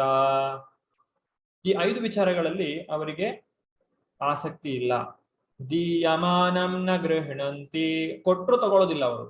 ವಿನಾ ಮತ್ಸೇವನಂ ಜನ, ಯಾಕೆ ತಗೊಳ್ಳೋದಿಲ್ಲ ಅಥವಾ ಯಾವಾಗ ತೆಗೆದುಕೊಳ್ಳೋದಿಲ್ಲ, ಅದರ ಜೊತೆಗೆ ಭಗವಂತನ ಸೇವೆ ಕೊಡದೇ ಇದ್ರೆ ತೆಗೆದುಕೊಳ್ಳುವುದಿಲ್ಲ. ಸ ಏವ ಭಕ್ತಿ ಯೋಗಾಖ್ಯ ಆತ್ಯಂತಿಕ ಉದಾಹೃತ. ಅಂದ್ರೆ ಇಲ್ಲಿ ಭಕ್ತಿ ಅನ್ನುವುದಕ್ಕೆ ಪ್ರಭುಪಾದರು ಭಕ್ತಿ ಸೇವೆ ಅಂತ ಹೇಳಿ ಅನುವಾದ ಮಾಡಿದ್ದಾರೆ. ಭಕ್ತಿ ಸೇವೆಯನ್ನು ನಾವು ಮಾಡಬೇಕು. ಭಗವಂತನ ಸೇವೆಯೇ ಭಕ್ತಿ. ಭಕ್ತಿ ನಮ್ಮಲ್ಲಿದೆ ಆದ್ರೆ ನಾವು ಸೇವೆ ಮಾಡುವುದಿಲ್ಲ ಅನ್ನೋದು ಅದು ನಿಜವಾದ ಭಕ್ತಿ ಅಲ್ಲ. ನಮಗೆ ಭಗವಂತನ ಬಗ್ಗೆ ಭಕ್ತಿ ಇದೆ ಅಂತ ಹೇಳಿದ್ರೆ ನಾವು ಭಗವಂತನ ಸೇವೆಯನ್ನ ಮಾಡಲೇಬೇಕು. ಅದೇ ನಿಜವಾದಂತಹ ಭಕ್ತಿ. ಈ 5 ರೀತಿಯಾದಂತಹ ಇದು ಮುಕ್ತಿಗಳು ಇಲ್ಲಿ ಹೇಳಿರುವಂತಹದ್ದು. 5 ರೀತಿಯ ಮುಕ್ತಿಗಳಿವೆ. ಅದನ್ನ ಸಾಲೋಕ್ಯ ಸಾಷ್ಟಿ ಸಾಮೀಪ್ಯ ಸಾರೂಪ್ಯ ಐಕತ್ವ ಅಂತ ಕರೀತಾರೆ, ಅಥವಾ ಸಾಯುಜ್ಯ ಅಂತ ಕರೀತಾರೆ. ಇದನ್ನ 5 ಕೊಟ್ಟರು ನಾನು ತೆಗೆದುಕೊಳ್ಳುವುದಿಲ್ಲ. ಯಾವಾಗ ತೆಗೆದುಕೊಳ್ಳುವುದಿಲ್ಲ? ಅಲ್ಲಿ ನನಗೆ ಸೇವೆಯ ಅವಕಾಶ ಇಲ್ಲದೆ ಹೋದ್ರೆ ಅದನ್ನು ನನಗೆ ತೆಗೆದುಕೊಳ್ಳುವುದಿಲ್ಲ. ಸ ಏವ ಭಕ್ತಿ ಯೋಗಾಖ್ಯ ಆತ್ಯಂತಿಕ ಉದಾಹೃತ. ಇದು ಅತಿ ಶ್ರೇಷ್ಠವಾದಂತಹ ಭಕ್ತಿ. ಇದು ಶ್ರೀಮದ್ ಭಾಗವತದಲ್ಲಿ ಹೇಳಿರುವಂತಹ. ಯಾವುದದು 5 ರೀತಿಯಾದಂತಹ ಮೋಕ್ಷಗಳು ಅಥವಾ ಮುಕ್ತಿ? ಸಾಲೋಕ್ಯ, ಭಗವಂತನ ಧಾಮಕ್ಕೆ ಹೋದ ಮೇಲೆ ಭಗವಂತನು ಇರುವಂತಹ ಆ ಲೋಕದಲ್ಲೇ ಒಂದೇ ಗ್ರಹದಲ್ಲಿ ವಾಸ ಮಾಡುವಂತಹದ್ದು. ಭಗವಂತನು ಮತ್ತು ಭಕ್ತರು ಎಲ್ಲರೂ ಕೂಡ ಒಂದೇ ಕಡೆ ಭಗವಂತನನ್ನು ಯಾವಾಗಲೂ ಕೂಡ ನಾವು ದರ್ಶನ ಮಾಡಬಹುದು. ನೇರವಾಗಿ ಮುಖಾಮುಖಿಯಾಗಿ ನಾವು ಭೇಟಿ ಮಾಡಬಹುದು. ಸಾಷ್ಟಿ ಅಂತ ಹೇಳಿದ್ರೆ ಭಗವಂತನಲ್ಲಿ ಏನೆಲ್ಲ ಐಶ್ವರ್ಯ ಇದೆಯೋ ಅದೆಲ್ಲವೂ ಕೂಡ ಭಕ್ತರಿಗೂ ಕೂಡ ಲಭ್ಯ ಇದೆ. ನಾವು ವಿಷ್ಣುದೂತರನ್ನ ನೋಡುವುದಾದ್ರೆ ಅವರಿಗೂ 4 ಕೈಗಳಿರ್ತವೆ. ಅವರು ಕೂಡ ಭಗವಂತನ ರೀತಿಯಲ್ಲೇ ಒಂದು ಶರೀರ ಚಹರೆಯನ್ನ ಹೊಂದಿರ್ತಾರೆ. ಅದು ಸಾಷ್ಟಿ. ಇನ್ನು ಸಾಮೀಪ್ಯ, ಭಗವಂತನಿಗೆ ಬಹಳ ಹತ್ತಿರದಲ್ಲಿರುವಂತಹದ್ದು. ಭಗವಂತನ ತುಂಬಾ ಹತ್ತಿರ ಇದ್ದುಕೊಂಡು ಭಗವಂತನ ಸೇವೆಯನ್ನ ಮಾಡುವಂತಹದ್ದು. ಸಾರೂಪ್ಯ ಅಂದ್ರೆ ಭಗವಂತನ ರೀತಿಯಲ್ಲೇ ರೂಪವನ್ನ ಹೊಂದಿರುವಂತಹದ್ದು. ವೈಕುಂಠದಲ್ಲಿ ಆ ಒಂದು ವಿಷ್ಣುದೂತರು ಭಗವಂತನ ರೀತಿಯಲ್ಲೇ ಕಾಣ್ತಾರೆ. ನೀವು ಆ ಒಂದು ಪೇಂಟಿಂಗ್ಸ್ ನಲ್ಲಿ ಚಿತ್ರದಲ್ಲಿ ನೋಡಿರ್ಬೋದು. ಸಾಯುಜ್ಯ ಅಂತ ಹೇಳಿದ್ರೆ ಇದು ಕೊನೆಯದಾದಂತಹ ಒಂದು ಮುಕ್ತಿ. ಇದರಲ್ಲಿ ವಿಶೇಷತೆ ಏನು ಅಂತ ಹೇಳಿದ್ರೆ ಇದು ನಿಜವಾದಂತಹ ಒಂದು ಮುಕ್ತಿ ಅಲ್ಲ, ಇದು ಮೋಕ್ಷ ಅಲ್ಲ. ಯಾಕಂದ್ರೆ ಇದರಿಂದ ಮತ್ತೆ ಪತನವನ್ನ ಹೊಂದುವಂತಹ ಸಾಧ್ಯತೆಗಳಿರ್ತವೆ. ಯಾರು ಭಗವಂತನಲ್ಲಿ ಒಂದಾಗಬೇಕು ಅಂತ ಹೇಳಿ ಬಯಸ್ತಾರೆ. ಈಗ ವ್ಯಕ್ತಿಗೆ ಜೀವನದಲ್ಲಿ ಬಹಳಷ್ಟು ಸಾಧನೆಯನ್ನ ಮಾಡಿದ್ದಾನೆ ಭೌತಿಕವಾಗಿ, ಕೊನೆಯದಾಗಿ ಒಂದು ಸಾಧನೆ ಅಂತ ಹೇಳಿದ್ರೆ ನಾನು ದೇವರಾಗಬೇಕು ಅಂತ ಹೇಳಿ, ಅದು ಒಂದು ರೀತಿಯಾದಂತಹ ಆಸೆ. ಈಗ ತುಂಬಾ ಶ್ರೀಮಂತರಾಗಿದ್ದಂತಹ ವ್ಯಕ್ತಿಗಳು ಅಥವಾ ತುಂಬಾ ಸಾಧನೆಯನ್ನ ಮಾಡಿದವರು ನಾನು ದೇವರಾದ್ರೆ ಹೇಗಿರ್ಬಹುದು ಅಂತ ಹೇಳಿ ಆ ರೀತಿಯಾಗಿ, ಅಥವಾ ಹಿರಣ್ಯಾಕ್ಷ ಇಂತಹವರು ಕೂಡ ನಾನೇ ದೇವರು ಅಂತ ಹೇಳಿ ಅವರು ಹೇಳ್ಕೊಳ್ತಾರೆ. ಅಂತಹವರು ಸಾಯುಜ್ಯ ಮುಕ್ತಿಯನ್ನು ಹೊಂದುತ್ತಾರೆ. ಅಂದ್ರೆ ಬ್ರಹ್ಮಜ್ಯೋತಿಯಲ್ಲಿ ಲೀನವಾಗುವಂತಹ ಒಂದು ಮೋಕ್ಷ. ಇದು ಭಕ್ತರಾದವರಿಗೆ ಒಳ್ಳೆಯದಲ್ಲ. ಇದು 5 ರೀತಿಯಾದಂತಹ ಮೋಕ್ಷ. ಇದು ಭಕ್ತರಾದವರಿಗೆ ಇದರಲ್ಲಿ ಆಸಕ್ತಿ ಇಲ್ಲ. ಯಾವಾಗ ಅಲ್ಲಿ ಭಗವಂತನ ಸೇವೆ ಮಾಡುವ ಅವಕಾಶ ಇಲ್ಲದೇ ಇದ್ರೆ. ಈ 4ರಲ್ಲಿ ಭಗವಂತನ ಸೇವೆ ಮಾಡುವ ಅವಕಾಶ ಇದೆ. ಸಾಲೋಕ್ಯ, ಸಾಕ್ಷಿ, ಸಾಮೀಪ್ಯ, ಸಾರೂಪ್ಯ. ಆದ್ರೆ ಸಾಯುಜ್ಯದಲ್ಲಿ ಭಗವಂತನ ಸೇವೆ ಮಾಡುವಂತಹ ಅವಕಾಶ ನಮಗೆ ದೊರೆಯುವುದಿಲ್ಲ. ಈಗ ನಾವು ಭಕ್ತಿಯ 6 ಲಕ್ಷಣಗಳು ಅಥವಾ ಶುದ್ಧ ಭಕ್ತಿಯ 6 ಲಕ್ಷಣಗಳನ್ನು ನೋಡ್ತಾ ಇದ್ದೇವೆ. ಶುದ್ಧ ಭಕ್ತಿಯ ಒಂದು ವ್ಯಾಖ್ಯಾನವನ್ನು ನೋಡಿ ಆಯ್ತು. ಈಗ ಈ 6 ಲಕ್ಷಣಗಳು ನಮ್ಮಲ್ಲಿ ಎಷ್ಟರ ಮಟ್ಟಿಗೆ ಬೆಳೆದಿದೆ ಅನ್ನೋದನ್ನ ನಾವು ನೋಡುವುದಾದ್ರೆ, ನಮ್ಮ ಭಕ್ತಿ ಎಷ್ಟು ಬೆಳೆದಿದೆ ಅನ್ನೋದನ್ನ ನಾವು ಅರ್ಥ ಮಾಡಿಕೊಳ್ಳಬಹುದು. ಇದರ ಮೂಲಕ ನಾವು ಇನ್ನೂ ನಮ್ಮ ಭಕ್ತಿಯನ್ನು ಹೆಚ್ಚು ಮಾಡಿಕೊಳ್ಳಲಿಕ್ಕೆ ಪ್ರಯತ್ನಿಸಬೇಕು. ಮೊದಲನೆಯದಾದಂತಹ ಒಂದು ಲಾಭ ಭಕ್ತಿಯನ್ನ ಮಾಡುವುದರಿಂದ ಅಥವಾ ಒಂದು ಪರಿಣಾಮ ನಮ್ಮ ಮೇಲೆ ಆಗುವುದು ಕ್ಲೇಶಾಗ್ನಿ. ಕ್ಲೇಶಾಗ್ನಿ ಅಂತ ಹೇಳಿದ್ರೆ, ಈ ಭೌತಿಕವಾದಂತಹ ಸಮಸ್ಯೆಗಳು, ಈ ಜೀವನದಲ್ಲಿ ಬರುವಂತಹ ಕಷ್ಟಗಳು, ಇವುಗಳೆಲ್ಲದ್ರಿಂದ ನಾವು ಮುಕ್ತರಾಗ್ತೇವೆ. ಅದರ ಅರ್ಥ ಕಷ್ಟಗಳೆಲ್ಲ ದೂರ ಆಗ್ತದೆ ಅಂತ ಅಲ್ಲ. ಆದ್ರೆ ಆ ಒಂದು ಕಷ್ಟಗಳು ಕಷ್ಟ ಅಂತ ಹೇಳಿ ಅನ್ನಿಸುವುದಿಲ್ಲ. ಅದನ್ನು ಸಹಿಸಿಕೊಳ್ಳುವಂತಹ ಶಕ್ತಿ ನಮಗೆ ದೊರೆಯುತ್ತದೆ. ಅದರ ಒಂದು ನೋವು ನಮಗೆ ಗೊತ್ತಾಗುವುದಿಲ್ಲ. ಯಾಕಂದ್ರೆ ಭಗವಂತನ ಭಕ್ತಿಯನ್ನ ಮಾಡೋದ್ರ ಮೂಲಕ ಭೌತಿಕವಾದಂತಹ ನೋವನ್ನ ನಾವು ಮರೆತು ಬಿಡ್ತೇವೆ. ಒಂದು ನೀರಿನಲ್ಲಿ ಬಿದ್ದಿರುವಂತಹ ವ್ಯಕ್ತಿ, ಅವನು ನೀರಿನಲ್ಲಿ ಇರುವಷ್ಟು ಕಾಲ ಕಷ್ಟಪಡ್ಬೇಕಾಗ್ತದೆ, ಈಜಾಡ್ತಾ ಇರ್ಬೇಕಾಗ್ತದೆ, ಇಲ್ಲಾಂದ್ರೆ ಮುಳುಗಿ ಹೋಗ್ತಾನೆ. ಅದೇ ಅವನನ್ನ ಯಾರಾದ್ರೂ ಬಂದು ಎತ್ತಿ ಒಂದು ದೋಣಿಯಲ್ಲಿ ಕುಳಿತುಕೊಳ್ಳಿಸಿದ್ರೆ ಅವನಿಗೆ ಅಲ್ಲಿ ತಕ್ಷಣಕ್ಕೆ ಒಂದು ರೀತಿಯಾದಂತಹ ಸಂತೋಷ ಆಗ್ತದೆ. ಎಲ್ಲ ಒಂದು ತೊಂದರೆಯಿಂದ ಬಿಡುಗಡೆ ಆದಂತಹ ಅನುಭವ ಆಗ್ತದೆ. ಆದ್ರೆ ಅವನು ಇನ್ನೂ ನೀರಿನಲ್ಲೇ ಇದ್ದಾನೆ, ನೀರಿನಿಂದ ಹೊರಗೆ ಬರಲಿಲ್ಲ. ಅಂದ್ರೆ ನಾವು ಸಂಸಾರದಲ್ಲೇ ಇರ್ತೇವೆ, ಅದರಿಂದ ಇನ್ನೂ ಪೂರ್ತಿಯಾಗಿ ಹೊರಗೆ ಬಂದಿರುವುದಿಲ್ಲ.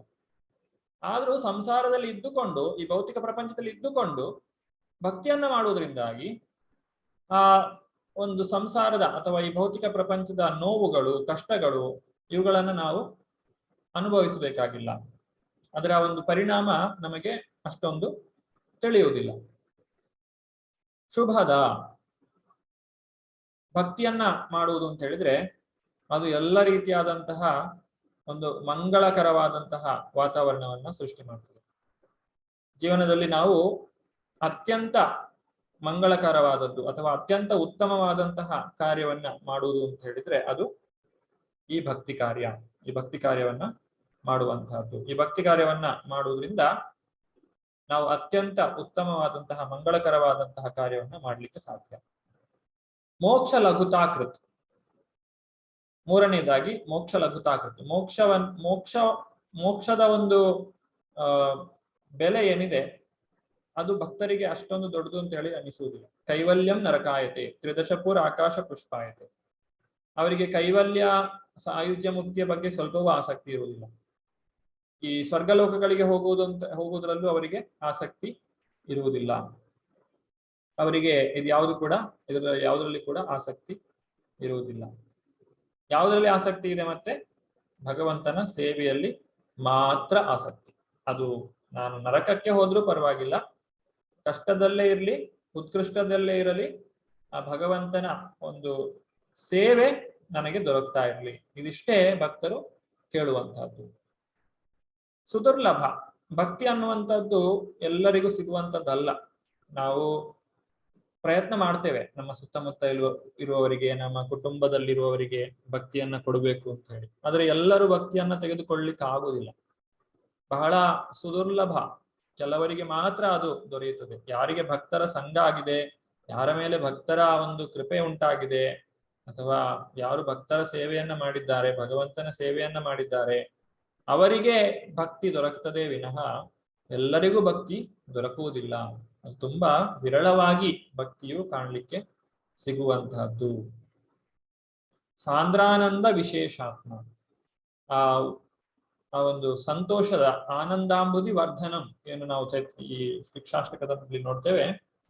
ಆ ಆನಂದದ ಒಂದು ಅಂಬುದಿ, ಸಮುದ್ರ ಅಥವಾ ಸಾಗರ ಆ ಒಂದು ಭಕ್ತಿ ಅನ್ನುವಂಥದ್ದು. ಭಕ್ತಿಯನ್ನ ಮಾಡಿದಾಗ ನಮಗೆ ಅತ್ಯಂತ ಹೆಚ್ಚಿನ ಆನಂದ ದೊರೆಯುತ್ತದೆ.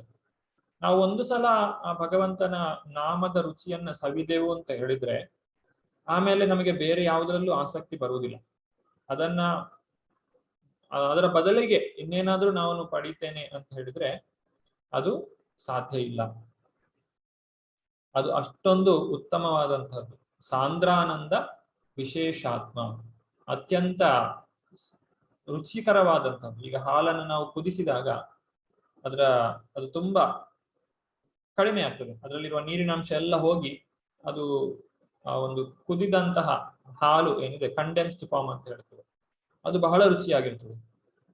ಆ ರೀತಿಯಾಗಿ ಸಾಂದ್ರಾನಂದ ವಿಶೇಷಾತ್ಮ, ಆ ಆನಂದದ ಅಂಬುದಿ, ಅದನ್ನು ನಾವು ಸವಿಯಬಹುದು ಭಕ್ತಿಯನ್ನು ಮಾಡೋದ್ರಿಂದ.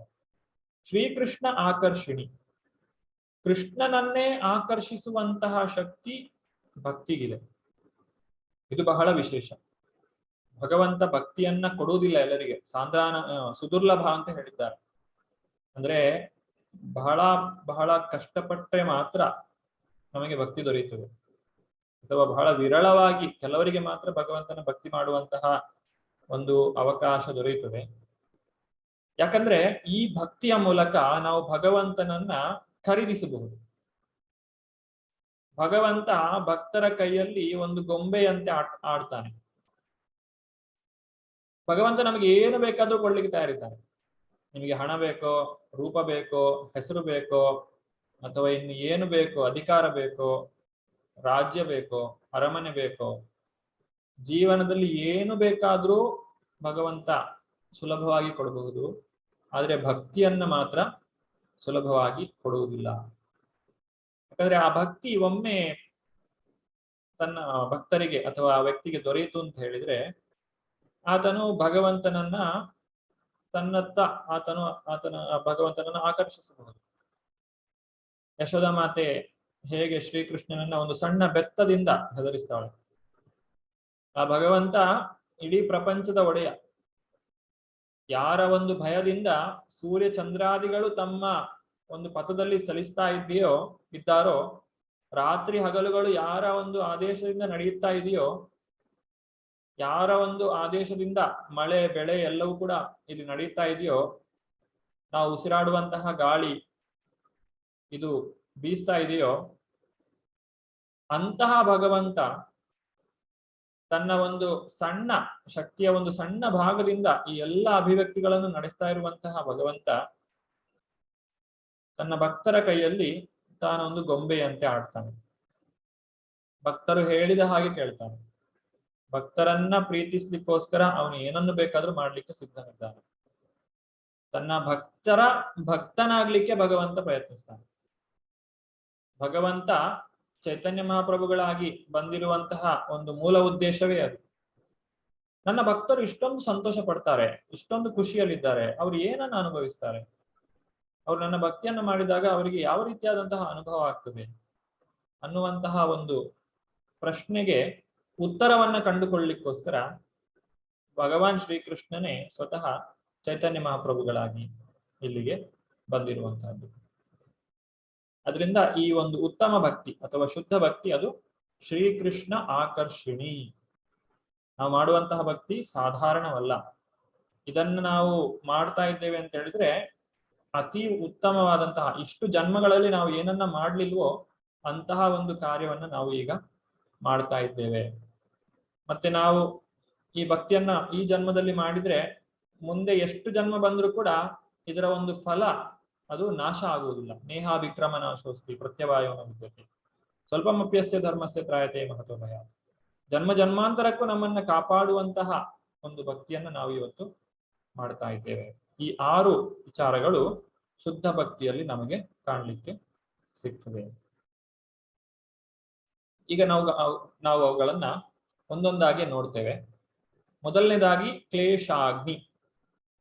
ಕ್ಲೇಶ ಅಂತ ಹೇಳಿದ್ರೆ ಕಷ್ಟ, ಅಗ್ನಿ ಅಂದ್ರೆ ಅದನ್ನ ನಾಶ ಮಾಡ್ತದೆ. ಕ್ಲೇಶಾಗ್ನಿ ಅಂದ್ರೆ ಕ್ಲೇಶ ಯಾಕೆ ಬರ್ತದೆ, ನಾವು ಯಾಕೆ ಕಷ್ಟ ಪಡ್ತಾ ಇದ್ದೇವೆ, ನಮ್ಮ ಪಾಪಗಳಿಗೆ ಮೂಲ ಕಾರಣ ಏನು, ನಾನು ಇವತ್ತು ಏನಾದ್ರೂ ಒಂದು ಕಷ್ಟವನ್ನ ಅನುಭವಿಸಿದ್ದೇನೆ ಅಂತ ಹೇಳಿ ಆದ್ರೆ ಅದು ಎಲ್ಲದಕ್ಕೂ ಒಂದು ಹಿಂದಿನ ಕಾರಣ ಅಂತಿದೆ. ಈಗ ನಾನು ಮಾಡ್ತಾ ಇರುವಂತಹ ಏನೋ ಒಂದು ಕೆಲಸ ಮಾಡ್ತಾ ಇದ್ದೇನೆ ಆಫೀಸ್ನಲ್ಲಿ, ಏನು ಪ್ರತಿದಿನ ಎಲ್ಲರೂ ಕೂಡ ಕೆಲಸಕ್ಕೆ ಹೋಗ್ತಾರೆ. ವಿನಾಕಾರಣ ಯಾರಾದ್ರೂ ಬಂದು ನನಗೆ ಬೈತಾರೆ, ಅಥವಾ ನಾನು ಮಾಡಿಲ್ದೇ ಇರುವ ತಪ್ಪಿಗೋಸ್ಕರ ನಾನು ಶಿಕ್ಷೆಯನ್ನು ಅನುಭವಿಸಬೇಕಾಗಬಹುದು. ಹಾಗಾದ್ರೆ ಅದರ ಕಾರಣ ಏನು ಅಂತ ಹೇಳಿ ನೋಡೋದಾದ್ರೆ, ನಾವು ಹಿಂದೆ ಮಾಡಿದಂತಹ ಕರ್ಮದ ಒಂದು ಫಲ. ಇದರ ಎಲ್ಲದಕ್ಕೂ ಕೂಡ ಮೂಲ ಕಾರಣ ಅವಿದ್ಯೆ ಅಥವಾ ಇಗ್ನರೆನ್ಸ್. ಈ ಅವಿದ್ಯೆಯಿಂದಾಗಿ ನಾವು ತಪ್ಪುಗಳನ್ನ ಮಾಡ್ತೇವೆ. ಕತ್ತಲಿನಲ್ಲಿ ನಡೆದುಕೊಂಡು ಹೋಗುವಾಗ ನಮಗೆ ದಾರಿ ಯಾವುದು ಮತ್ತೆ ಬೇರೆ ಗೋಡೆ ಯಾವುದು ಅಂತ ಹೇಳಿ ಗೊತ್ತಾಗುದಿಲ್ಲ. ನಾವು ಎಲ್ಲಿಂದ ಹೇಗೆ ನಡೆದುಕೊಂಡು ಹೋಗ್ಬೇಕಾಗ್ತದೆ, ಯಾಕಂದ್ರೆ ಕತ್ತಲು, ಬೆಳಕಿಲ್ಲ. ಹಾಗೆ ಯಾವಾಗ ನಮ್ಮನ್ನ ಅಜ್ಞಾನವು ಕವಿದಿರ್ತದೋ ಆಗ ನಾವು ಮಾಡುವಂತಹ ಕಾರ್ಯದಲ್ಲಿ ಕೆಲವೊಮ್ಮೆ ಒಳ್ಳೇದಾಗ್ಬೋದು ಅಥವಾ ಕೆಟ್ಟದ್ದು ಕೂಡ ಆಗ್ಬೋದು. ಆದ್ರೆ ಸಾಮಾನ್ಯವಾಗಿ ಕತ್ತಲಿನಲ್ಲಿ ನಡೆಯುವಾಗ ನಾವು ದಾರಿ ತಪ್ಪಿ ನಡೆಯುವುದೇ ಹೆಚ್ಚು. ಹೀಗೆ ಈ ಒಂದು ಅಜ್ಞಾನದಿಂದಾಗಿ ನಮ್ಮಿಂದ ಪಾಪವು ಘಟಿಸ್ತದೆ, ನಾವು ತಪ್ಪು ಮಾಡ್ತೇವೆ. ಈ ತಪ್ಪು ಮಾಡಿದಾಗ ಅಥವಾ ಪಾಪವನ್ನ ಮಾಡಿದಾಗ ಏನಾಗ್ತದೆ, ಅದರಿಂದ ಒಂದು ಬೀಜ ಉತ್ಪತ್ತಿ ಆಗ್ತದೆ. ಈಗ ನಾವು ಹೇಗೆ ಭೂಮಿಯಲ್ಲಿ ಬೀಜವನ್ನು ಬಿತ್ತುತ್ತೇವೋ ಅದೇ ರೀತಿ ಆ ಒಂದು ನಾವು ಮಾಡಿದಂತಹ ಪಾಪದ ಬೀಜವು ಉತ್ಪತ್ತಿ ಆಗ್ತದೆ. ಈ ಬೀಜವು ಮತ್ತೆ ಅದು ಫಲವನ್ನ ಕೊಡ್ತದೆ. ಆ ಫಲದ ಮೂಲಕ ನಾವು ಕಷ್ಟವನ್ನ ಪಡಬೇಕಾಗ್ತದೆ. ಅಷ್ಟಕ್ಕೆ ಅದು ಮುಗಿಯುವುದಿಲ್ಲ. ಆ ಒಂದು ಫಲದ ಜೊತೆಗೆ ಮತ್ತಷ್ಟು ಬೀಜಗಳು ಬರ್ತವೆ, ಅದನ್ನ ಕೂಟಂ ಅಂತ ಹೇಳಿ ಕರೀತೇವೆ. ಆ ರೀತಿಯಾಗಿ ಬರುವಂತಹ ಪಾಪದ ಒಂದು ಫಲ ಏನಿದೆ ಅದನ್ನು ನಾವು ಅನುಭವಿಸಬೇಕು. ಈಗ ನಾವು ಏನು ಕಷ್ಟಗಳನ್ನು ಅನುಭವಿಸ್ತೇವೋ ಅದು ಅಲ್ಲಿಗೆ ಮುಗಿಯುವುದಿಲ್ಲ. ಮತ್ತೆ ಅದು ಬೀಜಗಳು ಪೂರ್ತಿಯಾಗಿ ನಾಶವಾಗುವುದಿಲ್ಲ. ಆ ಬೀಜ ಮತ್ತೆ ಬೆಳೆಯುತ್ತದೆ. ಹೇಗೆ ಒಂದು ಹುಲ್ಲು ಮಳೆ ಬಂದಾಗ ಬೆಳೆಯುತ್ತದೆ, ಬಿಸಿಲು ಬಂದಾಗ ಅದು ಒಣಗಿ ಹೋಗ್ತದೆ, ಅದು ಸತ್ತೋಯ್ತು ಅಂತ ಅಂದ್ಕೊಳ್ತೇವೆ. ಆದ್ರೆ ಮತ್ತೆ ಮಳೆ ಬಂದಾಗ ಮತ್ತೆ ಮೇಲೆ ಬರ್ತದೆ. ಅಂದ್ರೆ ಅದರ ಬೇರು ನಾಶ ಆಗಿರುವುದಿಲ್ಲ, ಕೇವಲ ಮೇಲಿನಿಂದ ಮಾತ್ರ ನಾಶವಾಗಿರ್ತದೆ. ಹಾಗೆ ನಾವು ಕಷ್ಟಗಳನ್ನು ಅನುಭವಿಸ್ತಾ ಇರಬೇಕಾಗ್ತದೆ. ಇದರಲ್ಲಿ ಎರಡು ರೀತಿಯಾದಂತಹ ಫಲ ಇದೆ ಪಾಪಗಳಿಗೆ. ಒಂದು ಪ್ರಾರಬ್ಧ ಕರ್ಮ, ಇನ್ನೊಂದು ಅಪ್ರಾರಬ್ಧ ಕರ್ಮ ಅಂತ ಹೇಳಿ. ಪ್ರಾರಬ್ಧ ಕರ್ಮ ಅಂತ ಹೇಳಿದ್ರೆ ಈಗ ನಾನು ಅನುಭವಿಸ್ತಾ ಇರುವಂತಹ ಪಾಪದ ಫಲ. ಅಪ್ರಾರಬ್ಧ ಕರ್ಮ ಅಂತ ಹೇಳಿದ್ರೆ ನಾನು ತಪ್ಪನ್ನ ಮಾಡಿದ್ದೇನೆ, ಅದು ಇನ್ನೂ ಅದರ ಫಲ ನನಗೆ ಬಂದಿಲ್ಲ. ಈಗ ಒಬ್ಬ ಕೊಲೆಗಾರ, ಅವನೊಂದು ಕೊಲೆ ಮಾಡಿದ್ದಾನೆ, ತಪ್ಪಿಸಿಕೊಂಡು ಓಡಿ ಹೋಗಿದ್ದಾನೆ, ಪೊಲೀಸರು ಹುಡುಕ್ತಾ ಇದ್ದಾರೆ. ಅಂದ್ರೆ ಅವನ ಕರ್ಮ ಅದು ಅಪ್ರಾರಬ್ಧ ಕರ್ಮ ಆಗಿದೆ. ಈಗ ಒಂದು ಸಲ ಅವನು ಸಿಕ್ಕಿದ ಅಂತ ಹೇಳಿದ್ರೆ ಅವನಿಗೆ ಶಿಕ್ಷೆ ಆಗ್ತದೆ, ಅದು ಪ್ರಾರಬ್ಧ ಕರ್ಮ. ಪ್ರಾರಬ್ಧ ವರ್ತಮಾನದಲ್ಲಿ ಇದ್ರೆ, ಅಪ್ರಾರಬ್ಧ ಅನ್ನುವಂಥದ್ದು ಭವಿಷ್ಯದಲ್ಲಿ ನಮಗೆ ಬರುವಂತಹ ಕರ್ಮಗಳು ಅಥವಾ ಕಷ್ಟಗಳು, ಅದನ್ನ ಅಪ್ರಾರಬ್ಧ ಕರ್ಮ ಅಂತ ಹೇಳ್ತಾರೆ. ಅದು ಇನ್ನೂ ಕೂಡ ಫಲವನ್ನು ಕೊಡುವಂತಹ ಸ್ಥಿತಿಗೆ ಬಂದಿಲ್ಲ, ಆದ್ರೆ ಮುಂದೆ ಬರ್ಲಿಕ್ಕಿದೆ. ಅದು ಅಪ್ರಾರಬ್ಧ ಕರ್ಮ ಅಂತ ಹೇಳಿ ಕರೀತೇವೆ. ಈಗ ಭಕ್ತಿ ಏನು ಮಾಡ್ತದೆ, ಬೇರೆ ಬೇರೆ ಕಾರ್ಯಗಳ ಮೂಲಕ ಈ ಪಾಪವನ್ನ ನಾಶ ಮಾಡಬಹುದು. ಪ್ರಾಯಶ್ಚಿತ್ತವನ್ನ ಮಾಡುವುದರಿಂದ ಪಾಪವನ್ನ ನಾಶ ಮಾಡಬಹುದು. ಆದ್ರೆ ಪ್ರಾಯಶ್ಚಿತ್ತ ಅದನ್ನ ಬೇರು ಸಹಿತ ನಾಶ ಮಾಡುವುದಿಲ್ಲ.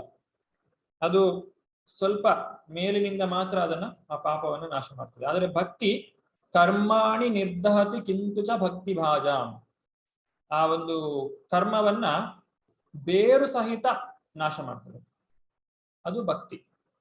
ಭಕ್ತಿ ಮಾಡಿದಾಗ ನಮ್ಮ ಎಲ್ಲ ಪಾಪಗಳು ಕೂಡ ನಾಶವಾಗಿ ಹೋಗ್ತದೆ, ಮತ್ತೆ ಆ ಪಾಪವನ್ನ ಮಾಡುವಂತಹ ಪ್ರವೃತ್ತಿಯೂ ನಾಶವಾಗ್ತದೆ. ಪಾಪ ಮಾಡುವಂತಹ ಪ್ರವೃತ್ತಿ ನಮ್ಮಲ್ಲೇನಿದೆ ಅದನ್ನು ಕೂಡ ನಾಶ ಮಾಡಿದಾಗ ಆ ಒಂದು ಪಾಪ ನಮ್ಮಿಂದ ಮತ್ತೆ ಬರುವುದಿಲ್ಲ.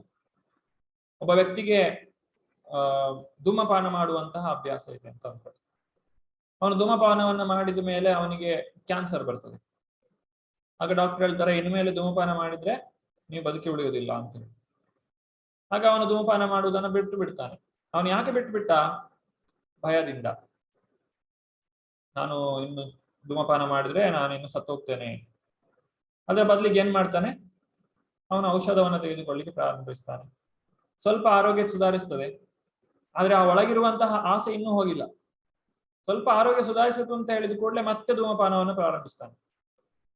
ಈ ಆನೆ ಕುಂಜರ ಶೌಚವತ್ ಅಂತ ಹೇಳ್ತಾರೆ. ಆನೆ ನೀರಿಗೆ ಹೋಗಿ ಸ್ನಾನ ಮಾಡ್ತದೆ, ಚೆನ್ನಾಗಿ ಸ್ನಾನ ಮಾಡಿ ಬಂದು ದಳದ ಮೇಲೆ ಬಂದು ಮತ್ತೆ ಆ ಮಣ್ಣನ್ನು ತನ್ನ ತಲೆ ಮೇಲೆ ಹಾಕಿಕೊಳ್ತದೆ. ಈ ರೀತಿಯಾಗಿ ನಾವು ವ್ರತ ತಪಸ್ಸುಗಳನ್ನ ಮಾಡ್ತೇವೆ, ಆ ನಂತರ ಮತ್ತೆ ಪಾಪದಲ್ಲಿ ತೊಡಗ್ತೇವೆ. ಇದನ್ನ ಕುಂಜರ ಶೌಚ ಅಂತ ಹೇಳ್ತೇವೆ, ಆನೆ ಸ್ನಾನ ಮಾಡಿದ ಹಾಗೆ. ಆದ್ರೆ ಭಕ್ತಿ ಹೇಗೆ ಅಂತ ಹೇಳಿದ್ರೆ ಮತ್ತೆ ಯಾವತ್ತೂ ಆ ಕಡೆ ತಲೆ ಹಾಕುದಿಲ್ಲ. ಒಮ್ಮೆ ನಾನು ಮಾಂಸಾಹಾರವನ್ನು ಬಿಟ್ಟು ಬಿಟ್ಟೆ ಅಂತ ಹೇಳಿದ್ರೆ ಇನ್ನು ಜೀವನದಲ್ಲಿ ಅದನ್ನು ಮುಟ್ಟುವುದಿಲ್ಲ. ಒಮ್ಮೆ ಧೂಮಪಾನ ಮದ್ಯಪಾನವನ್ನ ಬಿಟ್ಟು ಬಿಟ್ಟೆ ಅಂತ ಹೇಳಿದ್ರೆ ಇನ್ನು ಅದನ್ನು ನಾನು ಜೀವನದಲ್ಲಿ ಮುಟ್ಟುವುದಿಲ್ಲ.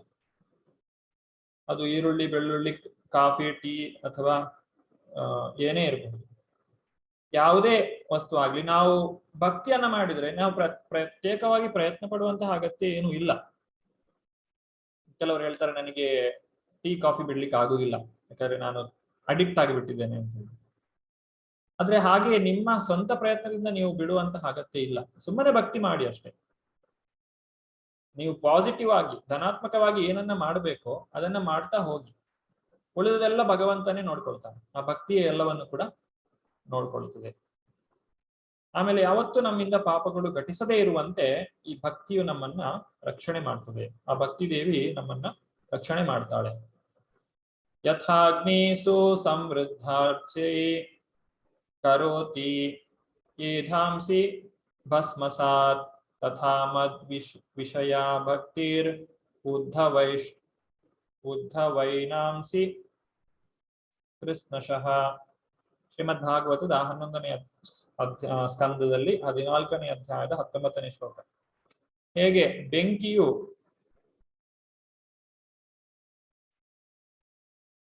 ಬೆಂಕಿಯು ಎಲ್ಲವನ್ನು ಕೂಡ ನಾಶ ಮಾಡ್ತದೆ. ಆ ಒಂದು ಗಿಡ ಇದ್ರೆ ಅದರ ಬೇರು ಸಹಿತ ಅದು ನಾಶ ಮಾಡಿ ಬಿಡ್ತದೆ.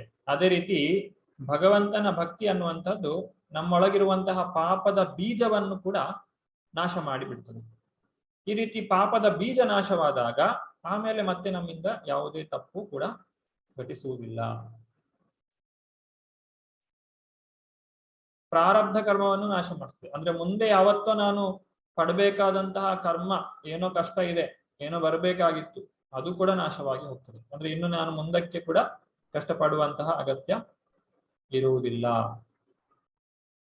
ಯನ್ನಾಮಧೇಯ ಶ್ರವಣಾನುಕೀರ್ತನಾತ್ ಯತ್ ಪ್ರಾಯವಣಾದ್ ಯತ್ ಸ್ಮರಣಾತ್ ಅಪಿ ಕ್ವಚಿತ್ ಸ್ವಾದ್ಯೋಪಿ ಸದ್ಯ ಸವನಾಯ ಕಲ್ಪತೆ ಕುತಾ ಪುನಸ್ತೆ ಭಗವಂತು ದರ್ಶನಾತ್.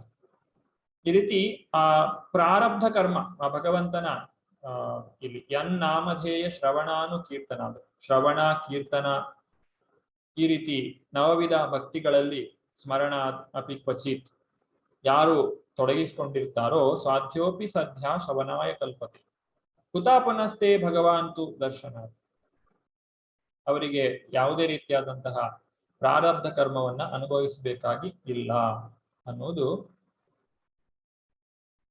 ಇಲ್ಲಿ ಈ ಶ್ಲೋಕದ ಒಂದು ಅರ್ಥ ವಿವರಣೆ. ಕನ್ನಡದ ಅನುವಾದ ಸರಿ ಇಲ್ಲ, ಅದರಿಂದ ನಾನು ಇಂಗ್ಲಿಷ್ ನಲ್ಲಿ ಉಪಯೋಗಿಸ್ತಾ ಇದ್ದೇನೆ. ಅದರಲ್ಲಿ ಸ್ವಲ್ಪ ತಪ್ಪು ಇದೆ. ಪಾಪಂ 4 ರೀತಿಯಾದಂತಹ ಒಂದು ಪಾಪಗಳಲ್ಲಿ 4 ರೀತಿ ಹಂತಗಳಿವೆ. ಪಾಪವು ಹೇಗೆ ಬೆಳೆಯುತ್ತದೆ ಅಂತ ಹೇಳಿ. ಅಪ್ರಾರಬ್ಧ, ಕೂಟಂ, ಬೀಜಂ, ಪ್ರಾರಬ್ಧ.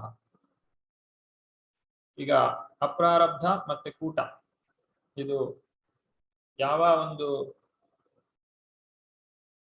ಪಾಪದ ಪ್ರತಿಕ್ರಿಯೆ ಅದು ವ್ಯಕ್ತವಾಗ್ಲಿಲ್ವೋ ಅದನ್ನ ಅಪ್ರಾರಬ್ಧ ಅಂತ ಹೇಳ್ತೇವೆ. ಮತ್ತೆ ಕೂಟಂ ಅಂತ ಹೇಳಿದ್ರೆ ಇನ್ನು ಆಗ್ಲಿಕ್ಕೆ ಸ್ವಲ್ಪ ಮೊದಲಿರುವಂತಹ ಸ್ಥಿತಿ. ಬೀಜಂ ಅಂತ ಹೇಳಿದ್ರೆ ಆ ಒಂದು ಪ್ರಾರಬ್ಧದ ಮೊದಲ ಸ್ಥಿತಿ ಬೀಜ. ನಾವೇನು ಬೀಜ ಅಂತ ಹೇಳ್ತೇವಲ್ಲ, ಭೂಮಿಯಲ್ಲಿ ಹಾಕ್ತೇವೆ, ಅದು ಮತ್ತೆ ಮೇಲೆ ಬರ್ತದೆ. ಹಾಗೆ ಆ ಬೀಜ ಅನ್ನುವಂಥದ್ದು ಇನ್ನು ಫಲ ಕೊಡ್ಲಿಕ್ಕೆ ಸ್ವಲ್ಪ ಮೊದಲು ಇರುವಂತಹ ಸ್ಥಿತಿ. ಈಗ ನಾವು ಮಾಡಿರುವ ಎಲ್ಲ ಪಾಪಗಳಿಗೆ ಫಲ ಈಗಲೇ ದೊರಕುವುದಿಲ್ಲ. ಈಗ ಮಾಡುವಂತಹ ಪಾಪಗಳು ನೋಡಿ, ಕನ್ನಡದಲ್ಲಿ ಈಗ ಇಲ್ಲಿ ಕೂಟಂ ಅಂತ ಇದೆ, ಇಲ್ಲಿ ಕೃಷ್ಣ ಅಂತಿದೆ. ಇದು ಕೃಷ್ಣ ಅಲ್ಲ, ಇಲ್ಲಿ ಕೂಟಂ ಅಂತ ಆಗ್ಬೇಕು. ಅದರಿಂದ ನಾನು ಇಂಗ್ಲಿಷ್ ಅನ್ನು ಉಪಯೋಗಿಸ್ತಾ ಇದ್ದೇನೆ. ಈಗ ಕೂಟಂ ಬೀಜಂ ಪ್ರಾರಬ್ಧ. ಈಗ ನಾವು ಮಾಡುವಂತಹ ಎಲ್ಲ ಪಾಪಗಳಿಗೆ ಈ ಜನ್ಮದಲ್ಲಿ ಫಲ ಬರುವುದಿಲ್ಲ. ನಾವು ಮುಂದಿನ ಎಷ್ಟೋ ಜನ್ಮಗಳಿಗೆ ಬೇಕಾದಷ್ಟು ಮಾಡಿಟ್ಟಿದ್ದೇವೆ. ಈಗ ಹೇಗೆ ನಾವು ಬ್ಯಾಂಕ್ ಬ್ಯಾಲೆನ್ಸ್ ಇಡ್ತೇವಲ್ಲ, ನಮ್ಮ ಮಕ್ಕಳಿಗೆ ಮೊಮ್ಮಕ್ಕಳಿಗೆ ಆಸ್ತಿ ಮಾಡಿಟ್ಟ ಹಾಗೆ ನಮ್ಮ ಮುಂದಿನ ಎಷ್ಟೋ ಜನ್ಮಗಳಿಗೆ ಬೇಕಾದಷ್ಟು ಪಾಪ ಕರ್ಮಗಳನ್ನ ಮತ್ತು ಪುಣ್ಯ ಕರ್ಮಗಳನ್ನ ನಾವು ಈಗಾಗಲೇ ಮಾಡಿಟ್ಟಿದ್ದೇವೆ. ಆದ್ರೆ ಎಲ್ಲವನ್ನು ಒಟ್ಟಿಗೆ ಕೊಟ್ರೆ ನಮಗೆ ಅದನ್ನು ಅನುಭವಿಸುವಂತಹ ಶಕ್ತಿ ಇಲ್ಲ. ಹಾಗಾಗಿ ಸ್ವಲ್ಪ ಸ್ವಲ್ಪ ಬರ್ತದೆ. ಈ ಜನ್ಮದಲ್ಲಿ ನಾವು ಏನನ್ನು ಅನುಭವಿಸ್ತಾ ಇದ್ದೇವೆ ಅದು ಬೀಜಂ ಮತ್ತೆ ಪ್ರಾರಬ್ಧ ಮಾತ್ರ. ಉಳಿದದ್ದು ಅಪ್ರಾರಬ್ಧ ಕೂಟ ಎಲ್ಲಿದೆ ಅದು ಮುಂದಿನ ಜನ್ಮದಲ್ಲಿ ಬರ್ಲಿಕ್ಕಿದೆ. ಅದು ಇನ್ನೂ ಕೂಡ ತಯಾರಾಗಿಲ್ಲ. ಹೇಗೆ ಅಂದ್ರೆ ನಾವು ಈಗ ಐಸ್ ಕ್ರೀಮ್ ತಿಂದ್ರೆ ತಕ್ಷಣಕ್ಕೆ ಜ್ವರ ಬರ್ತದೆ. ಅದೇ ಧೂಮಪಾನ ಮಾಡಿದ್ರೆ ಕೆಲವು ವರ್ಷದ ನಂತರ ಕ್ಯಾನ್ಸರ್ ಬರ್ತದೆ. ಹಾಗೆ ನಾವು ಮಾಡುವಂತಹ ಕೆಲವೊಂದು ಪಾಪಗಳಿಗೆ ತಕ್ಷಣ ಅದರ ಒಂದು ಪ್ರತಿಫಲ ಬರ್ತದೆ. ಕೆಲವೊಂದು ಪಾಪಗಳು ಬಹಳ ದೀರ್ಘಕಾಲದ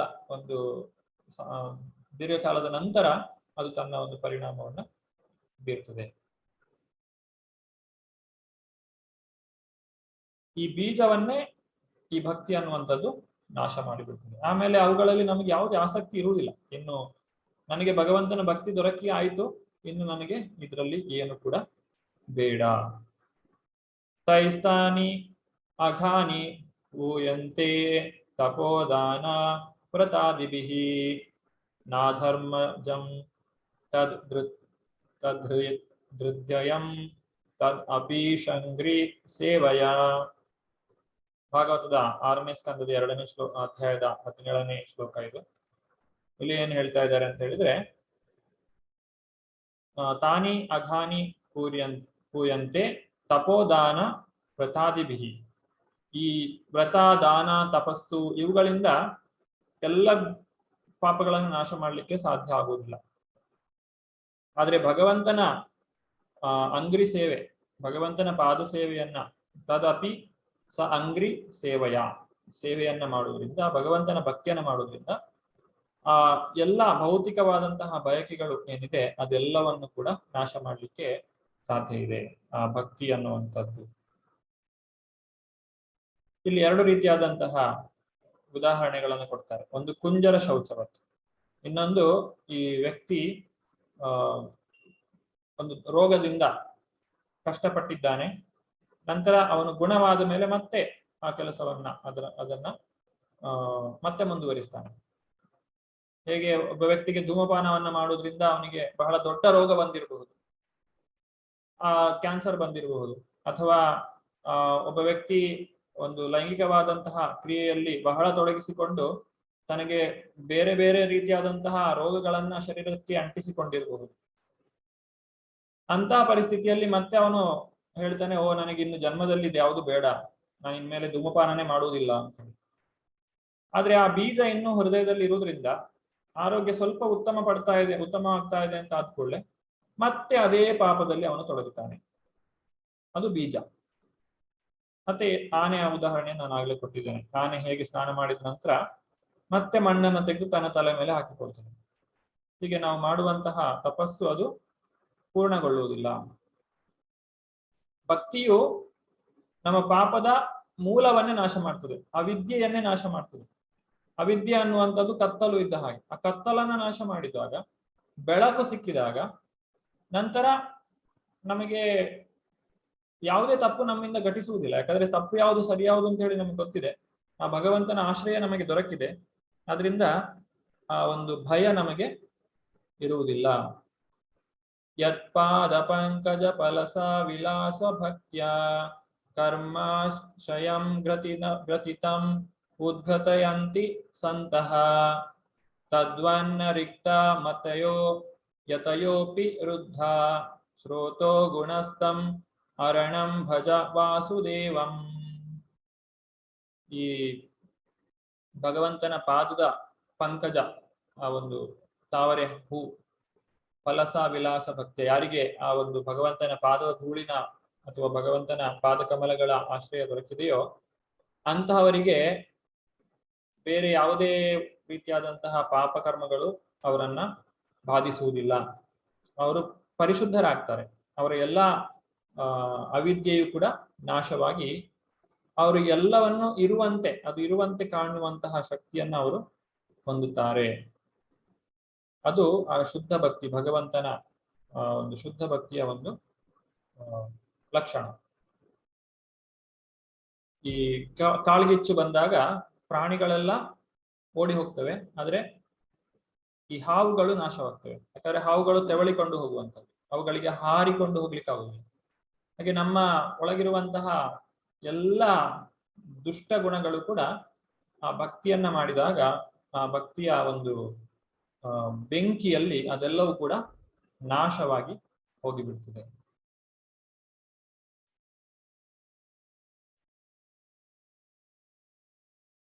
ಇದು ಸುದುರ್ಲಭಂ. ಇದನ್ನು ನಾವು ನಾಳಿನ ದಿವಸ ಮುಂದುವರಿಸೋಣ. ಕ್ಲೇಶಾಗ್ನಿ ಆಯ್ತು. ಶುಭದ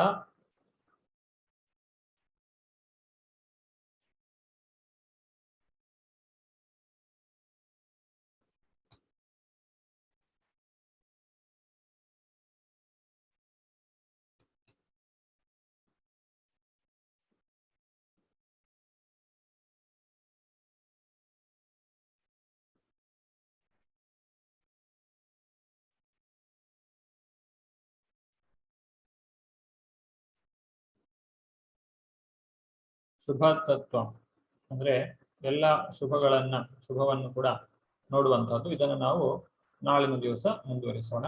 ಇವತ್ತಿಗೆ ಇಲ್ಲಿಗೆ ನಾನು ವಿರಾಮವನ್ನು ಕೊಡ್ತಾ ಇದ್ದೇನೆ. ಪ್ರಶ್ನೆಗಳಿದ್ದವರು ದಯವಿಟ್ಟು ಕೈ ಮೇಲೆತ್ತಿ ಪ್ರಶ್ನೆಗಳನ್ನು ಕೇಳಬಹುದು. ಹರೇ ಕೃಷ್ಣ ಕೃಷ್ಣ ಕೃಷ್ಣ ಹರೇ ಹರೇ, ಹರೇ ರಾಮ ರಾಮ ರಾಮ ಹರೇ ಹರೇ.